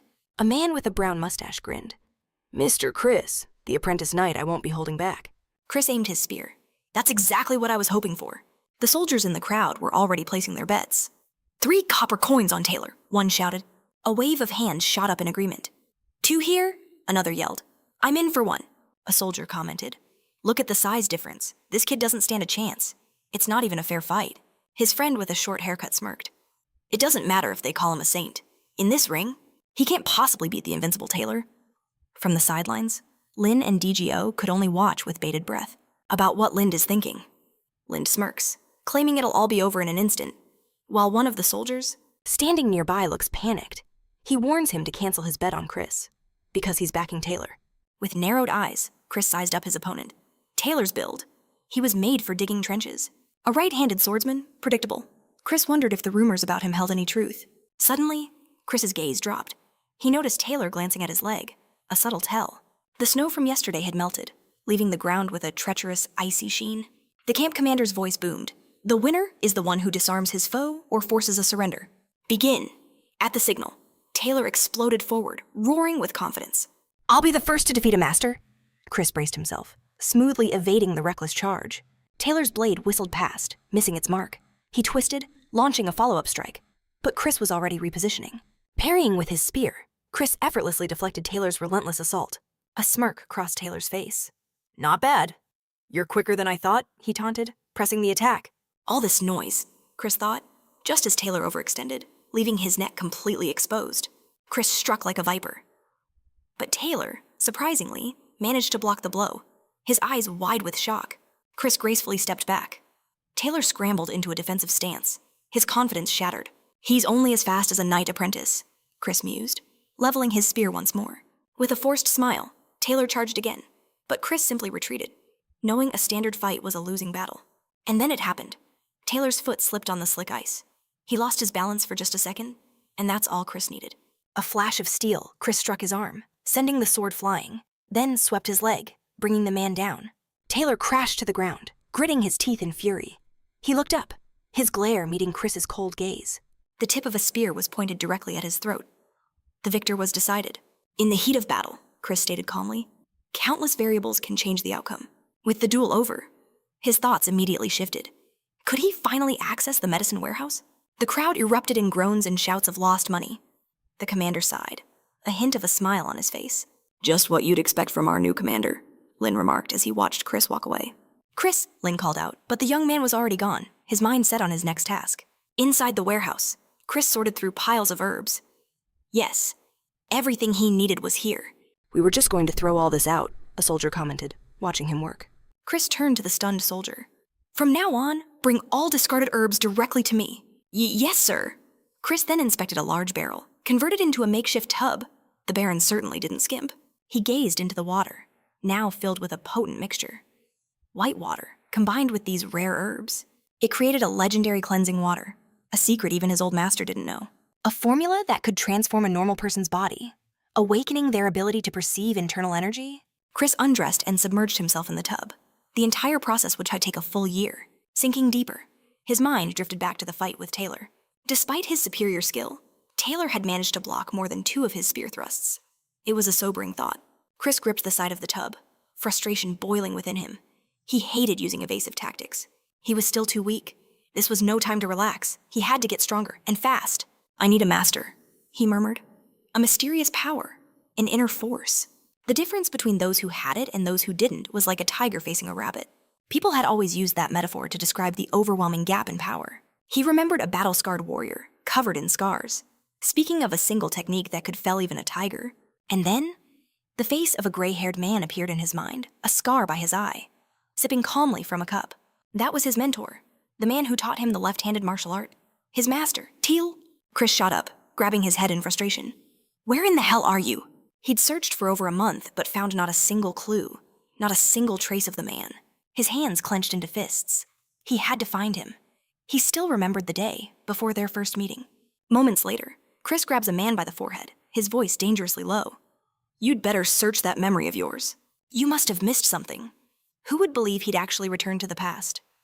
He touches his own finger, a memory surfacing. That's right, he whispers. He had a daughter. Under the cloak of night, he arrives at a lone building, the Crossroads Inn. Chris steps inside, finding the inn packed with soldiers, all gathered around a single table.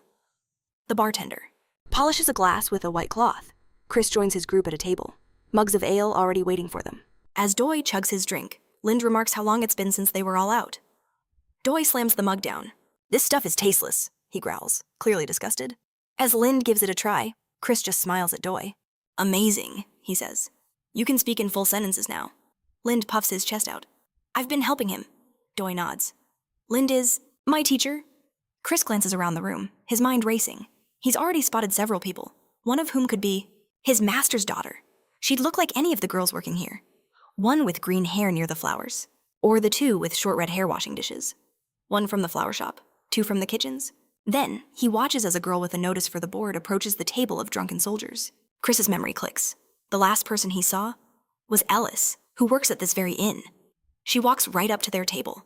Chris, you're here again? She asks. The usual, I assume. Chris looks her over, then holds up 4 fingers. For 4 people today. His eyes dart around the inn, observing every guest. He remembers his master's daughter. She had such beautiful eyes. The chances of it being Ellis, with her fiery gaze, seems low. He searches for a glimpse of blue. Doi, meanwhile, complains again. No matter how you look at it, this drink is awful, Chris thinks to himself. That man's build, his walk. It's almost identical to Diggs. A shame such a beauty is wasting away. In this dive. Suddenly, Ellis's eyes flash with anger.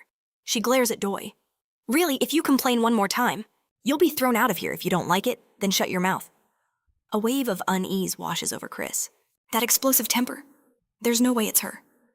Just then, Chris hears the inn door creak open. He turns and sees a man enter, cloaked and covered in dirt, but he's smiling. A thought flashes through Chris's mind. It seems he's arrived earlier than before. He looks at his former master, so young, with that black beard and the same familiar scar near his eye. The woman at the bar asks with a stern face, "You need food or a bed?" The master walks towards Chris's table. "I need both," he replies. Just then, a soldier grabs Ellis's hand with a smug grin. "How about you spend the night with me?" he slurs. She rips her hand away. "Even if you offered a card of gold." I would refuse a jerk like you. Chris's master watches this unfold, his expression unreadable. One of the soldiers next. To the offender plops onto the table. "Just as I thought," he laughs. "She's a feisty one." The soldier who grabbed her arm turns red with rage. He yanks her forward by her collar. "You damn girl," he snarls. "You think you're too good for me." Her eyes widen in shock as she grabs his wrist. "What are you doing? Do you want to die? Let me." "Go." Plates and dishes crash to the floor. The soldier just sneers. "Why are you so reluctant?" Chris stands up, closing his eyes. This is spiraling out of control. Then he notices it. A new presence. The master has appeared, directly behind the soldier. The drunkard is still fuming. "Listen here, you shameless wench. Do you even know who I am?" In that instant, the master's hand clamps down on his head. "You're causing a scene," he says coldly. "Now, get your filthy paws off her."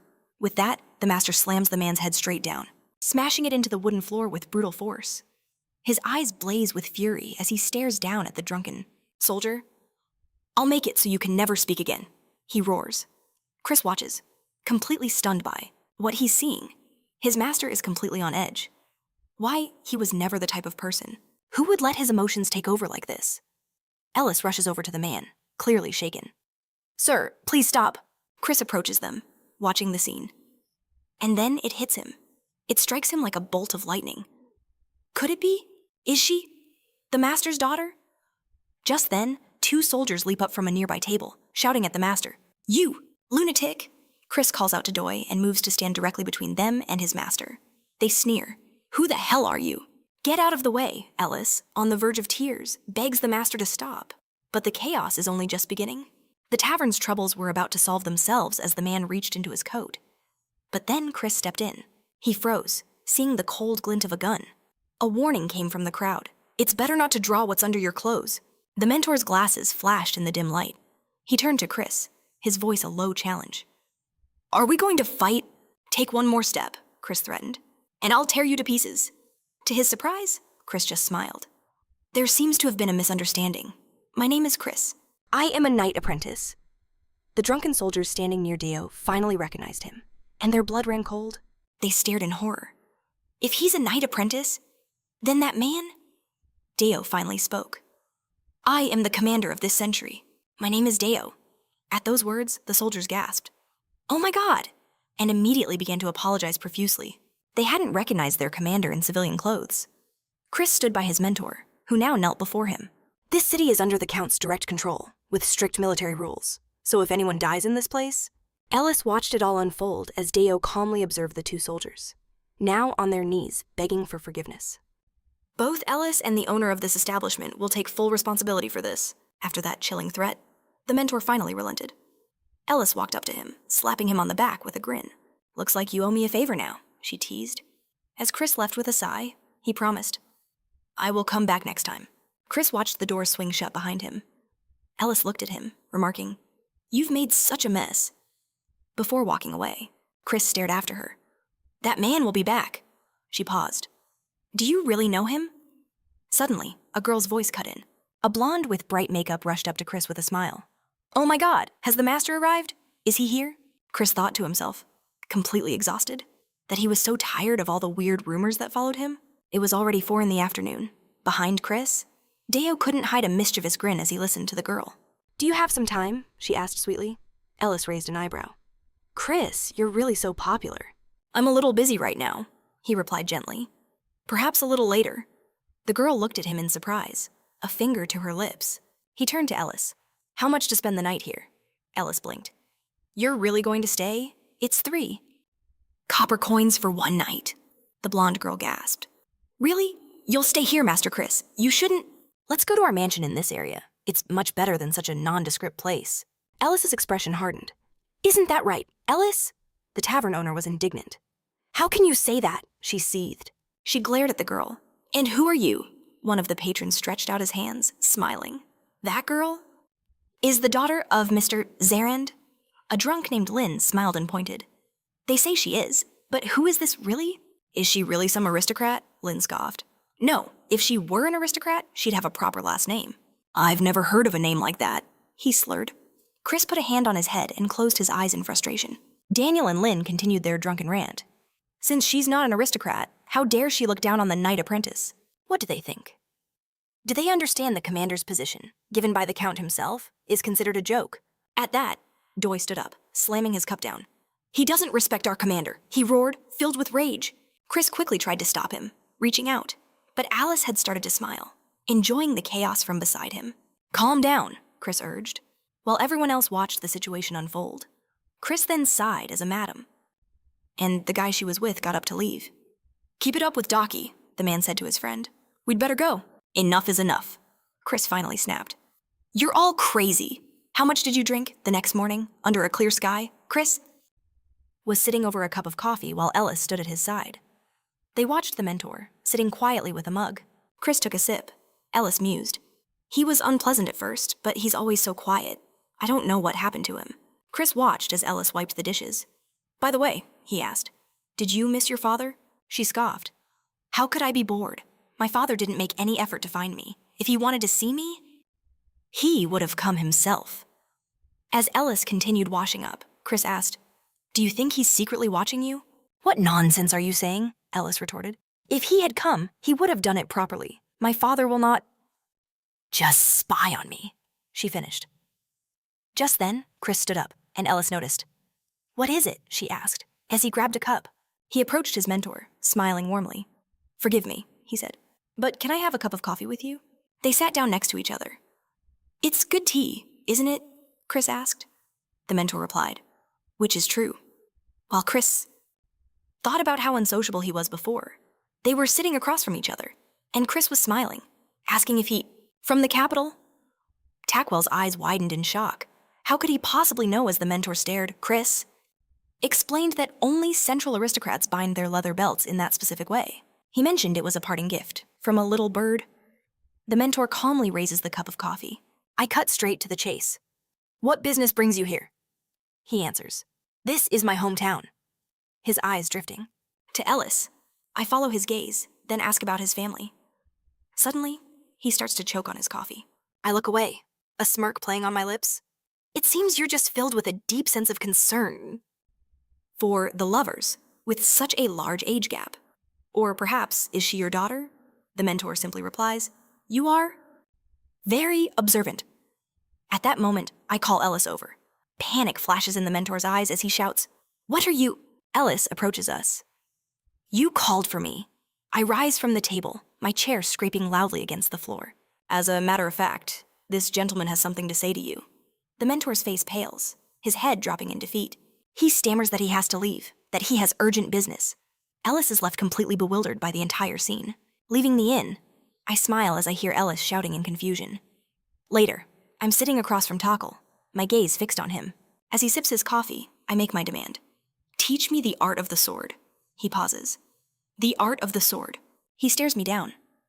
You are an apprentice knight. Don't you already have a master to learn from? What do you mean by that? Tockle asks. I take a sip of coffee, letting the silence hang. It is exactly as I said. Count Ludwig may have granted me the status of an apprentice, but he never assigned a knight to accompany me. Of course, that was because I refused the offer to serve under just any knight. I don't need the skills of an ordinary swordsman. I want to master the kind of overwhelming power that can seize a continent. A magical power that can bring the entire world to its knees. Tockle holds his cup, mulling over my audacious words. After a moment, he speaks. It's not impossible. Besides, I do owe you a favor. His eyes narrow as he studies me. But I still wonder, he says. How is it that you know about me? I meet his gaze without flinching. Evading the question would only arouse his suspicion. I had to play my most valuable card. It was time to use that name. By any chance, I ask, have you ever heard of the Count's illegitimate son? Tackle's expression shifts. And if you are somehow connected to him, I continue my story. I was told that a knight, formerly of the Royal Guard, had arrived in Count Ludwig's territory from the capital. I close my eyes, placing a hand over my heart. It was because of this that I had the opportunity to be trained. By that very member of the Royal Guard, I never imagined that man would turn out to be the father of my friend. A friend who is like a true brother to me. Tackle considers this, then smiles. It must be fate. He finishes his coffee. However, I have no experience in teaching. I grin. Then let's have a fight. Holding a wooden staff, I stand before Tackle. I settle into a fighting stance, my weapon held ready. He looks me over carefully. Your morale seems quite high. Pushing himself off the ground, he rises. He frowns slightly. Then, let us dance. In an instant, Tackle vanishes from his spot. He reappears right in front of me. I swing my staff with all my might, sending a massive column of dust into the air. But his speed is inhuman. Before I can even react, he's already behind me. I spin around, startled. Tackle strikes my staff with unimaginable force. I'm sent flying backward, skidding violently across the dirt. Digging my heels in, I stop myself. Tackle looks down on me, his face a blank slate. Is that all you have? Just empty self-confidence. My mind races. His astounding speed makes it impossible to dodge an attack like that. I watch as he rushes toward me again, a blur of motion.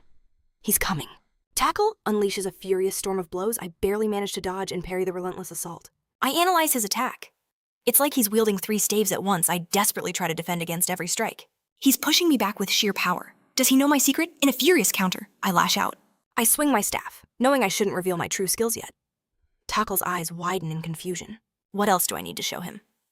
I perfectly replicate his technique, splitting the image of my staff into 3 as I strike. The impact echoes through the clearing. Tackle stands a few meters away, staring. What did you just do? He repeated his question. I reply calmly. You saw it yourself. It was a perfect replication. Tackle glances at me. A slow smile spreads across his face. Interesting. As the wind whips around us, I glare back at him. But in the next moment, I'm staring down the tip of his staff, just inches from my face. Tackle holds it perfectly still, his eyes boring into mine. Sprawled on the ground, Chris winced in pain. He looked up at Tackwell, his voice strained. Can we go again? A faint smile touched Tackwell's lips. He offered a hand to Chris, asking a simple question. What is it you truly wish to learn? Getting to his feet, Chris looked him dead in the eye. Didn't I already tell you I want to learn from you? Tackwell placed his hands on Chris's shoulders. Your spirit is willing, he said gravely, but your body is far too weak. With that, Tackwell turned to leave. We'll meet again in 3 days. Defeated, Chris collapsed to the ground, shutting his eyes against the crushing exhaustion. This is impossible. He replayed their duel, realizing he had at least 12 clear openings to strike. Yet, he hadn't even grazed the man's collar. Chris stared into nothing, his mind racing. How could this be? He'd bested an 8-gate knight on the battlefield, a member of a highly trained elite unit. And yet, he was utterly defeated. Was it because this wasn't a life-or-death battle behind him? An elderly commander watched silently. No, that's just an excuse, Chris thought. He wasn't even trying. Had I completely overestimated my own power? Was the gap between us really this massive? The commander's brow furrowed with concern as he finally spoke up. You may be a KN disciple, he said sternly, but you're also one of Lord Ludwig's men. You can't just let yourself get beaten to a pulp like this. If you need a proper instructor, you can always come to me. A weary smile formed on Chris's face. Don't worry, Commander, he replied. It was just sparring. The commander looked baffled. Sparring? Chris turned, revealing a swollen cheek and a bruised eye. I'm exhausted. May I be excused? As Chris walked away, the commander agreed. Watching his retreating back, he muttered, They call that sparring. Later that night, a young woman sat across from Tackwell. She spoke hesitantly, her hands clasped together. It feels awkward to call you father. Is it all right if I just call you Tackwell? He simply nodded. Whatever is more comfortable. She studied him for a moment. All right then, let's continue our conversation. Her question was direct and heavy. Why did you leave me and Mother? Tackwell closed his eyes, searching for the right words. I never knew things would turn out this way. I never intended to chase a grand career. He looked at his daughter's sorrowful face and confessed. I think I was just a fool, wanting to prove how strong I was. I wasted 20 years running from the truth. This life was never what I truly wanted. The girl's expression hardened slightly. And what about my birth mother? The color drained from Tackwell's face. He spoke, and his words were devastating, bringing fresh tears to the young woman's eyes. Overwhelmed with regret, he hung his head in shame. I am so sorry. But then, she reached out and grabbed his hands. Tackwell looked up, confused.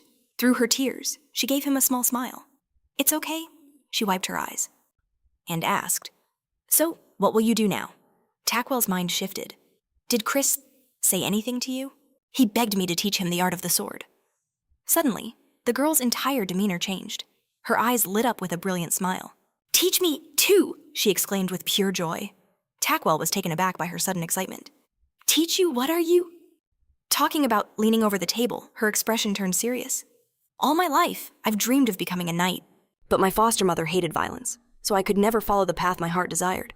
The truth is, I can't cook to save my life and working in a tavern. It's just not me, so please, don't you dare say you can't, just because I'm a girl. Tackwell looked at her fiery resolve and simply said, I agree. The scene shifts to a deep forest. Chris stands beside the girl, heavy weights hanging from his arms. He stares forward, utterly baffled. This is my training. Your body is too frail, Tackwell replied coolly, before you learn the sword. You must first build your stamina. Chris then angrily pointed a finger at the smiling girl. Then what about her? Why isn't she carrying anything? As they began their run, she playfully retorted, Don't you know who I am? I'm the master's daughter, Chris. And the girl jogged through the woods, with Pumpkin happily running beside them. The girl smiled at the creature. You like running with us, don't you? Pumpkin yipped in agreement. As she ran, she glanced at Chris. So where did you find this adorable little thing? Less talking, more running, Chris growled. Later, Tackwell watched Chris struggle with the weights. Next, he announced, you will hold your stance. With every ounce of strength, Chris held a staff over his head. After that, Tackwell continued, comes pull-ups. As Chris pushed his body to its absolute limit, a thought struck him. In my past life, training was never this brutal. Have I... model. But his left-handedness was a fatal weakness. Suddenly, Chris's fingers slipped from the bar. He crashed hard onto the ground. Gritting his teeth, Chris glared at Tackwell and demanded if this training was even necessary. He needed the skills of a knight, not this torture. But Tackwell calmly replied that without mastering the absolute basics, Chris would never advance. He could only hope to build stamina and raw muscle. Lying defeated on the ground, Chris's brow furrowed in frustration. We'll meet again in 1 week, Tackwell declared. Eat well, rest, and sleep. This, too, is part of your training. Later, Chris soaked in a barrel of medicinal herbs, vowing to see this through to the very end. After the purifying bath, he would dive right back into his brutal training. The scene shifts. 3 days later, Tackwell stared at Chris in disbelief. How had he recovered his strength in just 3 days? The master muttered. That, for a body like his, such a healing rate was simply impossible. His physical makeup was anything but ordinary. Chris just smiled, saying he simply knew a thing or two about medicinal herbs. Just then, a girl skidded to a halt, dust kicking up around her. Gasping for air, she looked ahead and asked if she had gotten slower. No, Tackwell replied, his eyes on Chris, who was now running with weights, a pumpkin keeping pace beside him. It's Chris who has become faster. With a joyous grin, Chris sprinted forward. A system message flashed in his mind. Experience points increased. Artifact, he roared with delight, leaping into the air. I did it. The scene changes to Chris, resting in a tent, his muscles visibly larger. Lind, a book in hand, stared at him with a puzzled look. What on earth have you been doing lately? He asked. Chris simply closed his book and looked back at his friend. Lind, frustrated, explained he'd only come to return the book. Chris thought to himself how great it would be to train with his comrades. But they were all stuck under the old man's command. Lounging on his bed, Chris asked Lind if it was a shame to spend his entire salary on books alone. Lind calmly replied it was his only form of entertainment. Staring up at the ceiling, he recalled the last soldiers' meeting, when he'd proposed a way to improve the current military system. The boss had shut him down completely, lying on his bed. Lind continued, feeling like he, Dio, Doi, not even the commanders of 100-man squads had any real power. Suddenly, Lind asked if he could ask Chris something. Chris turned, a curious look on his face. Lind confessed his despair, saying if things continued like this, nothing would ever change.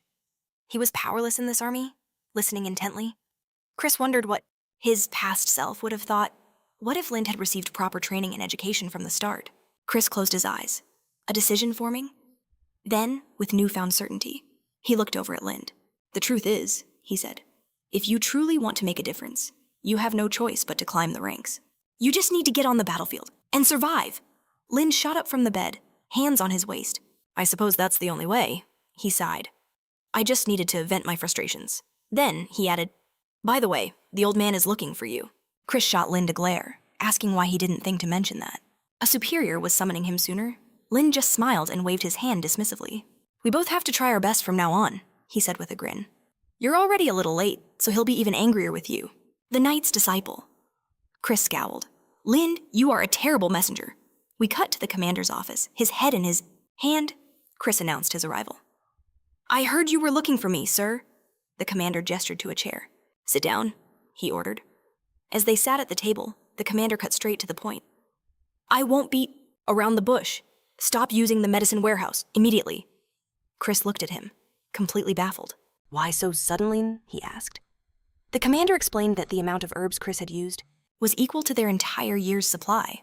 He'd been covering the costs from his own pocket, but now he'd reached his limit. The commander pulled his hand from his face, revealing a massive red handprint on his cheek. And to top it all off, he growled, I got an earful from my wife yesterday. Chris stared at his superior in stunned silence. My goodness, the commander sighed. Look, just try to understand my position. But in that moment of chaos, Chris saw an opportunity. Was this his chance? He shot up from his seat, slamming his hand on the table. This was my mistake, sir, he declared. I deeply apologize. Chris then stared at the commander with fierce determination. I will take full responsibility. Give me control of the medicine warehouse in 2 months. I will. He could solve any problem the commander threw at him. Chris flashed a confident look, and with a wild grin, made a simple request. Of course, just let me take 3 people into my custody. Brought before Tequila, Chris and his men stood their ground. Wasting no time, Chris laid out the situation. He explained they couldn't get proper training in the regular troops. Glancing at his companions, he said, Besides, I heard... You rejected the Count's offer to be his soldier. How about a job as an instructor? You need the money, don't you? For Ellis's beautiful horse, Chris added with a knowing smirk. Tequila calmly replied, Fine. I will accept them, Tequila declared. If they can survive my training, Chris answered coolly, then we gratefully accept your favor. With the deal sealed, the scene shifts to the city. Chris walked the streets, a plan already forming in his mind. He'd secured a future for his 3 men. Now, he had to deal with the drug warehouse. He knew that even if the 4 of them spent 2 months just gathering herbs, they would never make up for the missing amount. And factoring in their own training schedules, the task was simply impossible. Chris turned down a deserted street, spotting a dark alleyway. A confident smirk played on his lips. Times like these called for using the city's shadow network. Inside the alley, 2 figures were already waiting. One of them called out, Who the hell are you? Without an ounce of fear, Chris approached them. I'm Chris, a knight's disciple. I came to make a deal. Take me to your boss. One of the thugs sneered, a wicked grin on his face. Wow, a big shot knight, huh? He mocked. His partner glared angrily at Chris. You better get lost while you still can. Chris's gaze turned ice cold. You operate in this area, he said menacingly. And you still don't know who I am. The first thug had heard enough. You little punk, he roared, throwing a wild punch. But Chris dodged it effortlessly. He clenched his fist, a thought crossing his mind. It's been a while. He unleashed a brutal counter straight to the thug's jaw. A tooth went flying as the man crumpled to the ground. The remaining thugs stared in utter disbelief. Chris glanced at the broken tooth on the pavement. Was that more power than I intended? Inside a nearby building, the commotion didn't go unnoticed. A man looked toward the door with a puzzled expression. What's all that noise? He reached for the handle, saying, I'll go check. At that exact moment, crash! Chris kicked the door clean off its hinges. He stepped inside and calmly asked, Are you Murdoch's hunting dogs? A thug frowned, demanding. Who are you? Chris wrinkled his nose. Ugh, what a stench. You'd think they'd bother to clean up. My name is Chris, a knight's disciple, he announced. And I'm here to make a deal. From behind his comrades, a goon spoke up. Looks like we caught ourselves astray, he jeered. Boys, take care of him. Chris just smiled, settling into a fighting stance. Good, this will speed things up. The enraged bandits prepared to pounce. A bald thug lunged first, his dagger flashing. But Chris was a blur, dodging with ease before slamming a fist into the man's face. The bandit collapsed in a heap. Instantly, Another goon aimed a vicious kick at Chris's head. Chris ducked under it smoothly, his eyes cold as ice. He glared at the remaining thugs, whose faces now showed hints of fear. In one fluid motion, Chris spun and drove his fist into the kicker's face. Another bandit, seeing this, trembled with fear. He nervously raised his fists and tried to circle around from behind. The gang's leader watched the chaos unfold. Who is this monster, he thought. One hit for each of them. Chris turned, delivering a sharp kick to the ambusher. But before the man even fell, another appeared, swinging a heavy club right at Chris's head.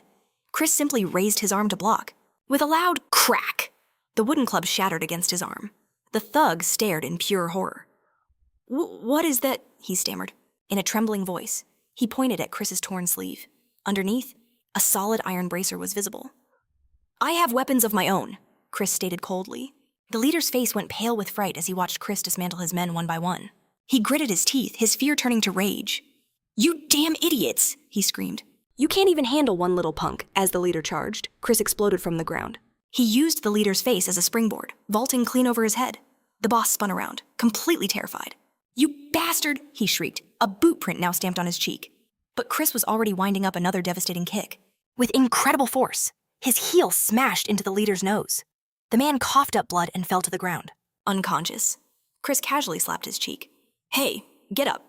He looked down at the stirring leader with a cold smile. Behind him, the entire gang was kneeling on the ground, hands raised high in surrender. What's a boss to do when he's the last one to wake up? Chris taunted, staring down at the battered and frightened man. I have a job for you, Chris announced. And don't worry, it's nothing complicated. With a grin, promising them a handsome reward for their trouble. The scene shifts to Chris's tent, where he dons his military uniform, a satisfied look on his face. The drugstore problem was officially solved. We then see Lindau and Doi sprawled on the dirt, utterly exhausted. They curse Chris's name, their clothes torn and faces covered in bruises. What was he going to do with them now? A smirk tugged at Chris's lips as he heard their screams. Hearing them call him a monster, another man whimpered he couldn't take it anymore. Chris gazed at his weary comrades. You all did an incredible job, he declared. Get up, we have somewhere to be. Lai could only scowl, muttering, You truly are a devil. Next, at the bathhouse, Chris's team soaks in wooden tubs. Finally at peace, Chris watched them, noting that the medicinal herbs in the water were worth his entire monthly salary. As he left the bathhouse, he spotted a female employee in the hall. He approached her with a charming smile, saying, It must be difficult managing the baths day after day. Chris offered his sincere gratitude, adding, Thanks to you, we can always relax here. The employee smiled back, replying that it was simply her job. That's when Chris produced a vial of shimmering purple liquid. I prepared a small gift for you, he said. The bottle was called Clean Sleep. Apply it before bed each night, he explained, and your skin will become clearer and smoother. The worker stared at the bottle, bewildered. Oh my goodness, thank you so much. She took the gift, and Chris casually asked, By any chance, do you know anyone who works at the aristocrat's mansion? She confirmed that she did, wondering why he was curious. A cunning glint appeared in Chris's eyes. A single bottle like that costs 30 silver coins, he mentioned offhandedly. The employee froze in shock, asking if she could truly use something so valuable. Of course, Chris assured her. But in return, I want you to share any rumors you hear from the mansion staff. Do that, and I'll give you a fresh bottle of Pure Sleep. Every single month, Chris mused to himself. The money from Pure Sleep would fund Murdoch's reward. The herbs he received would be used to create more pure sleep. He had built a perfect self-sustaining cycle. Now, he could finally focus on his training. Later, Chris was resting on his bed, a small bag on the nearby table, smiling to himself. He thought he could just abandon everything and join the merchants.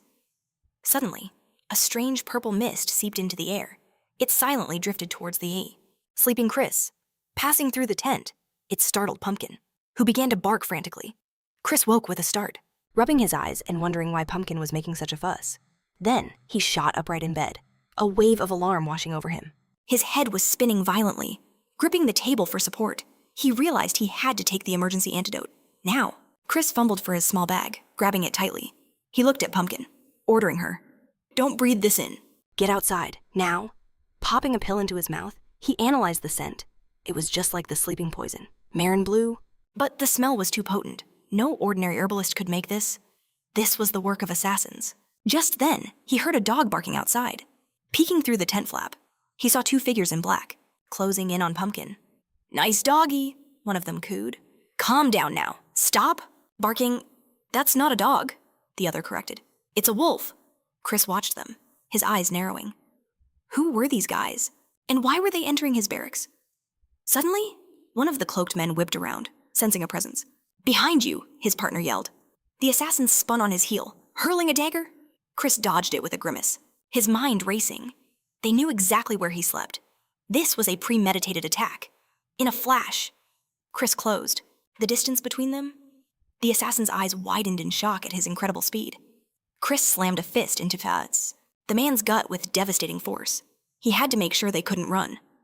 The man staggered back several meters as Chris and Pumpkin took a combat stance.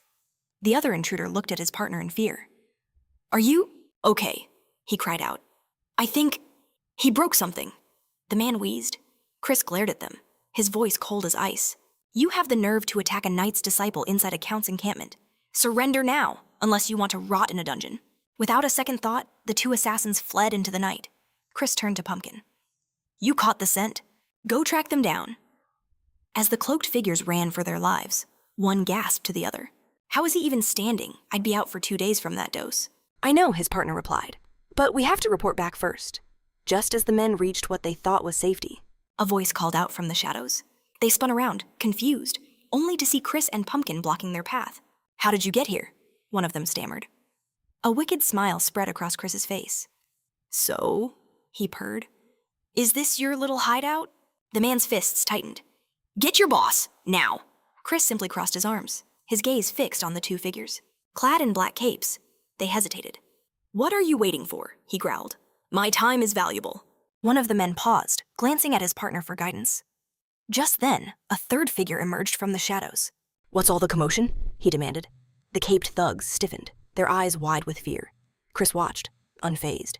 The newcomer, a man with fiery red hair, shot a death glare at his underlings. Chris sized him up. "So this must be the boss." The boss looked at his subordinate, and a sharp crack echoed as he struck him across the face. Chris watched, intrigued. The second thug received a swift, brutal kick. The boss then turned to Chris. "My apologies. My men caused you some trouble." "No offense taken," Chris replied smoothly. "But I have to ask, why target me?" The boss considered this for a moment. Then he revealed his motive. "It's because of the clean sleep recipe." He turned, standing beside his battered men. "If your curiosity is satisfied, you can leave now." But Chris wasn't finished. He saw something more. His eyes narrowed. "The owner of this entire line is an illegitimate child, isn't he?" The boss's face darkened instantly. Chris knew he'd struck a nerve. He pressed on, his gaze piercing through the man's facade. "And you're part of the Beck Dagger." As he spoke, figures emerged from the darkness. Chris was surrounded by black-hooded thieves. Daggers glinted in their hands. He'd walked right into a trap. The chief of thieves glared, his patience worn thin. "What do you want?" he spat. Chris's demand was simple. "Tell me who the true owner of this line is." The man scoffed. "I am in charge of the Beck Dagger line." In response, Chris calmly pulled out a small pouch. He couldn't be sure if the man was lying, but he had a way to find out. The boss eyed the pouch with suspicion. As he stepped forward, Chris tossed the pouch at the thief's feet. "Let's make a wager," he declared. Chris continued. "There are 50 gold coins in that bag. Interested?" The thief chief hesitated. His greed peaked. "What do you want in return?" he asked. A sly smile spread across Chris's face. "I want every member of Beck Dagger to serve me." The thieves behind him gasped. "He's insane," one of them whispered in disbelief. The chief stared, then burst out laughing. "And what's the bet?" Chris drew his own blade, its edge gleaming. "We fight," he said with a grin. "A duel of daggers." The chief's eyes lit up. "So, you're one of us?" "Does it matter?" Chris retorted with a smirk. A torch flared to life, illuminating the dueling ground. They circled each other like predators. Then, Chris exploded into motion. "Let's begin." The fight was on. They moved like blurs around the torchlight, their speed almost too fast for the eye to follow. Chris focused, locking onto his opponent. The chief mirrored his intensity. But suddenly, Chris's foot found empty air. He'd stepped into a hidden hole. The thief lunged from behind. Hidden pits in the ground, Chris thought, shocked. What a cowardly trick. Seeing his opponent falter, a vicious smile spread across the chief's face. The tip of his dagger raced towards Chris. It was inches from his face, but with blinding speed. Chris twisted his body, spinning out of harm's way. The chief stared, utterly bewildered by the sudden reversal. In that instant, Chris hurled his own dagger. It flew with incredible force, embedding itself deep in the thief's leg. The man cried out, stunned by the sudden agony. He gritted his teeth in pain. Chris just smiled coolly. A system message flashed in his mind. Throwing skill has leveled up. His skill had improved dramatically. Chris's smile widened. I bet that stings a little, he mocked. Enraged, the chief roared at his men. What are you waiting for? Kill him! The black-robed thieves surged forward at once. Chris scanned the incoming wave. Pumpkin, stay close, he yelled. But then, a commanding voice cut through the chaos. Enough, Chris, holding one thief by the collar, smirked. Well, look who finally decided to show up. Gillen stepped forward, his eyes on Chris. It has been a while, he said calmly. The injured chief stared at Gillen, his face pale with terror. Chris, come inside, Gillen instructed. We have much to discuss. As Gillen headed for the tent, he gave an order to the chief. Clean up this mess. The man bowed his head in fear. Yes, sir, he stammered. Inside the tent, Chris observed Gillen. You look more humble than I expected. Gillen, dressed in simple black, met his gaze. It's been a long time. They stood at the far end of a large room. Chris sighed. I've had my hands full since I got to town. Gillen nodded. Indeed. By the way, even without a name, Chris already knew. A knowing smirk spread across his face as he said, I have my connections. Gillen's brow furrowed with suspicion. She pressed him, asking about the illegitimate child. Chris casually dismissed it as a simple mistake. Is that really true? Gillen demanded. So, he'd been trained by a royal guardsman. Chris wondered if the man already knew. With a calm expression, he confirmed that it was true. The training was indeed worth it. He then asked, How did you know about the pure dream?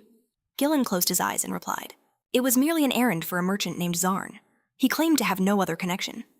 Then he added, whatever Chris's plan was, he wished him good luck, guiding him toward the Beck Danger Guild. Chris stared at Gillen, a puzzled look on his face. What? He began to ask. As Gillen started to leave, he turned back with a smile. You won the bet, he said. I wasn't sure you could do it. Chris glanced at Gillen's long hair, then let out a laugh. No! Gillen stepped outside, his voice carrying back into the tent. Listen well. From today, Chris is the new head of Beck Danger. Gillen smiled, his eyes closed, declaring that he would be on his way. The short-haired man who'd fought Chris dropped to one knee. My name is Fox, he declared, and from this day forward, will be your second in command of the Beck Danger Guild. But seeing the scowl on Fox's face, Chris knew the truth. He clearly didn't want to accept this. Chris simply nodded. Good, he said. Then I have a job for you immediately. What is it? Fox asked. Chris pointed with authority. Bring a merchant named Zarn to me. I want him here by tomorrow night. The scene shifts to Takil, who stands beside a smiling Chris. Sir student, he says, you look like you've been quite busy. Chris watched his teammates train in the distance. How are the others doing? He asked. Takil considered the question for a moment. Dio, Lin, and Doi were running with heavy weights, drenched in sweat. Takil simply gestured, See for yourself. He then looked surprised. Shall we head to the practice field? Takil gripped a wooden stick, studying Chris with a careful eye. He suddenly threw the stick to the ground. You've lost your weapon on the battlefield, he challenged. What will you do? Chris gave him a confused look. I'll just pick up something else. Takil stepped forward, snapping the stick under his foot. And what if the situation doesn't allow for that? He pressed, staring intently at Chris. Chris put a hand to his chin, thinking. Then, he pointed to himself with a smirk. I'll just use my own body as a weapon. A smile spread across Takil's face. That is the correct answer. Basic training is finished. From today, we move on to taijutsu. Chris tilted his head, a genuine smile on his face. Well then, I'm looking forward to it. Takil raised an eyebrow. That's an unusual reaction. He added, Usually, people groan when I tell them they're learning taijutsu. Chris's smile widened. If you group me with people like that, I'll be upset. Takil couldn't help but smile back. This is great. The 2-year period of peace Lind had told him about in his past life had just begun. Even if the future changed slightly, he had secured this precious time for himself. A menacing look crossed Chris's face as he thought. Money, information, weapons, everything he would need in the near future was already falling into his hands. Meanwhile, Fox stirred a bowl of herbs. He stared at it mournfully. He couldn't understand what Master Gillen was thinking, giving the leadership position to this kid. And on top of that, he was ordered to buy these skin-improving medicines in bulk. Just how effective could this stuff be? A single bottle cost a staggering 30 silver coins. Just then, a man in a black cape entered the tent. He dragged a captive with blue hair and a blindfold. We've caught him! the man announced. Fox, he said. Take him to the basement. Chris ripped the blindfold off the man, who immediately began to scream. The man dropped to his knees before Fox. Please, I'm begging you, spare my life, he cried. I'll do anything. Fox glared down at him. Is that so? The man's voice trembled. Anything, just don't kill me. Fox stared coldly at the captive. Zarn. From now on, he warned. You will never speak to anyone about what happened tonight. Zarn nodded frantically. I understand. As Chris led him down the steps to the basement, Fox was on his knees asking what else to do. Fox, Chris said, just be quiet for a moment. He then looked at his new guild members with a grin. How's everyone doing? Fox shot Chris a look of pure disdain. The narrator explains that Chris had promised Zarn that his name would never leave Zarn's mouth again. So we can let him go now, right? Chris smiled. Is that true? Well then, I suppose you can. Fox took a deep breath, thinking to himself that he knew it. Releasing this guy was going to cause problems later on. Gritting his teeth, Fox ordered his men to untie the captive. Zarn was overjoyed. Thank you so much. As they untied his blindfold, he bowed. I'll never forget this grace. Suddenly, a voice cut through the air. Stop! Fox looked at Chris with a confused expression. Chris walked right up to Zarn. Because, he said, his voice dangerously low, if you're untied and see my face, then I'll have to kill you. Zarn froze, pure terror washing over him as he began to shake. He threw his hands behind his head. Chris looked at him calmly. Wasn't it your idea to attack the knight's disciple in the barracks? Zarn shook his head violently. It wasn't me, I swear. I was just told to find a recipe for a pure dream. The man glared at Chris with pure hatred, snarling at him to cut out his own tongue. Fox and his subordinate exchanged a startled look. Ignoring the threat, Chris calmly sat down in a chair. Instantly, the soldiers slammed the man to the floor. He began to panic. Why are you doing this? He screamed desperately. It was a mistake. But this was all part of the plan. Root simply raised his hand into the air. Zarn's pleas for mercy echoed in the room. Chris slowly extended a single index finger. At that cue, Scarecrow's gaze turned predatory. Break one, he ordered, his voice dripping with ice. A sickening crack shattered the silence of the basement. Zarn screamed in pure agony. He crumpled to the ground, clutching his broken finger. Now, Chris began. I'll be kind. Just answer my questions. What is the name? Chris asked. That I am supposed to forget? Chris! The man whispered in terror. Chris took a slow breath and closed his eyes. It seems one finger wasn't enough, he said softly. Zarn immediately begged for mercy, for another chance. This, Chris stated, is your last attempt. He leaned in close. What name should you forget? But this time, Zarn said nothing, trembling on the floor. I don't know what you're talking about, he choked out. Excellent, Chris replied with a chilling smile. I knew you became a merchant for a reason. Chris moved closer, his voice a menacing whisper in the merchant's ear. We are the Knights of Gear, and if we ever see you again, our blades will find that third daughter you're so proud of. Zarn froze, his face a mask of pure terror. Cold sweat and tears streamed down his cheeks. Take him outside, Chris ordered, and release him. The soldiers acknowledged the command at once. Chris then turned to Fox with a smile. Follow me. I have something for you. He wanted to give him a gift. He held out a rolled-up paper. This is the recipe for pure sleep. Study it carefully. When the time comes, Jing, I will teach you how to prepare it. Fox stared down at the scroll, completely baffled. Why are you giving this to me? A sly smile graced Chris's lips. The faint aroma of herbs that clings to your body. And the dust on your fingertips. That sleeping incense in my ward was your special skill, wasn't it? Fox instinctively sniffed his own clothes. Chris continued, watching the man's puzzled expression. I plan on increasing the production of pure sleep, and it seems our guild already has a specialist on hand. He closed his eyes and extended a hand of partnership. Fox was left wondering what the right move was. As Chris strode out of the tent, Fox watched him go. He thought to himself, Miss Gillen wouldn't have put just anyone in his position. The scene changes. We are in the city, late at night. A young girl bursts into a room, shouting for her father. Father, where have you been? I waited for you. The girl, with long golden hair, clasped her hands with a radiant smile. I've already decided on my future husband, she announced. I can't stop thinking about that gentleman I saw last time. Her father, lying in bed, simply pulled the blanket over his head. But the girl continued chattering, completely oblivious. I truly think no one will suit me except the Lord Knight's disciple. Chris, stop it! Her father suddenly roared from the bed. It was Zarn, his face stained with tears. His daughter rushed to his side. Father, What's wrong with you? His voice shook with a terror she couldn't possibly understand. Just stop, he pleaded, his spirit completely and utterly crushed.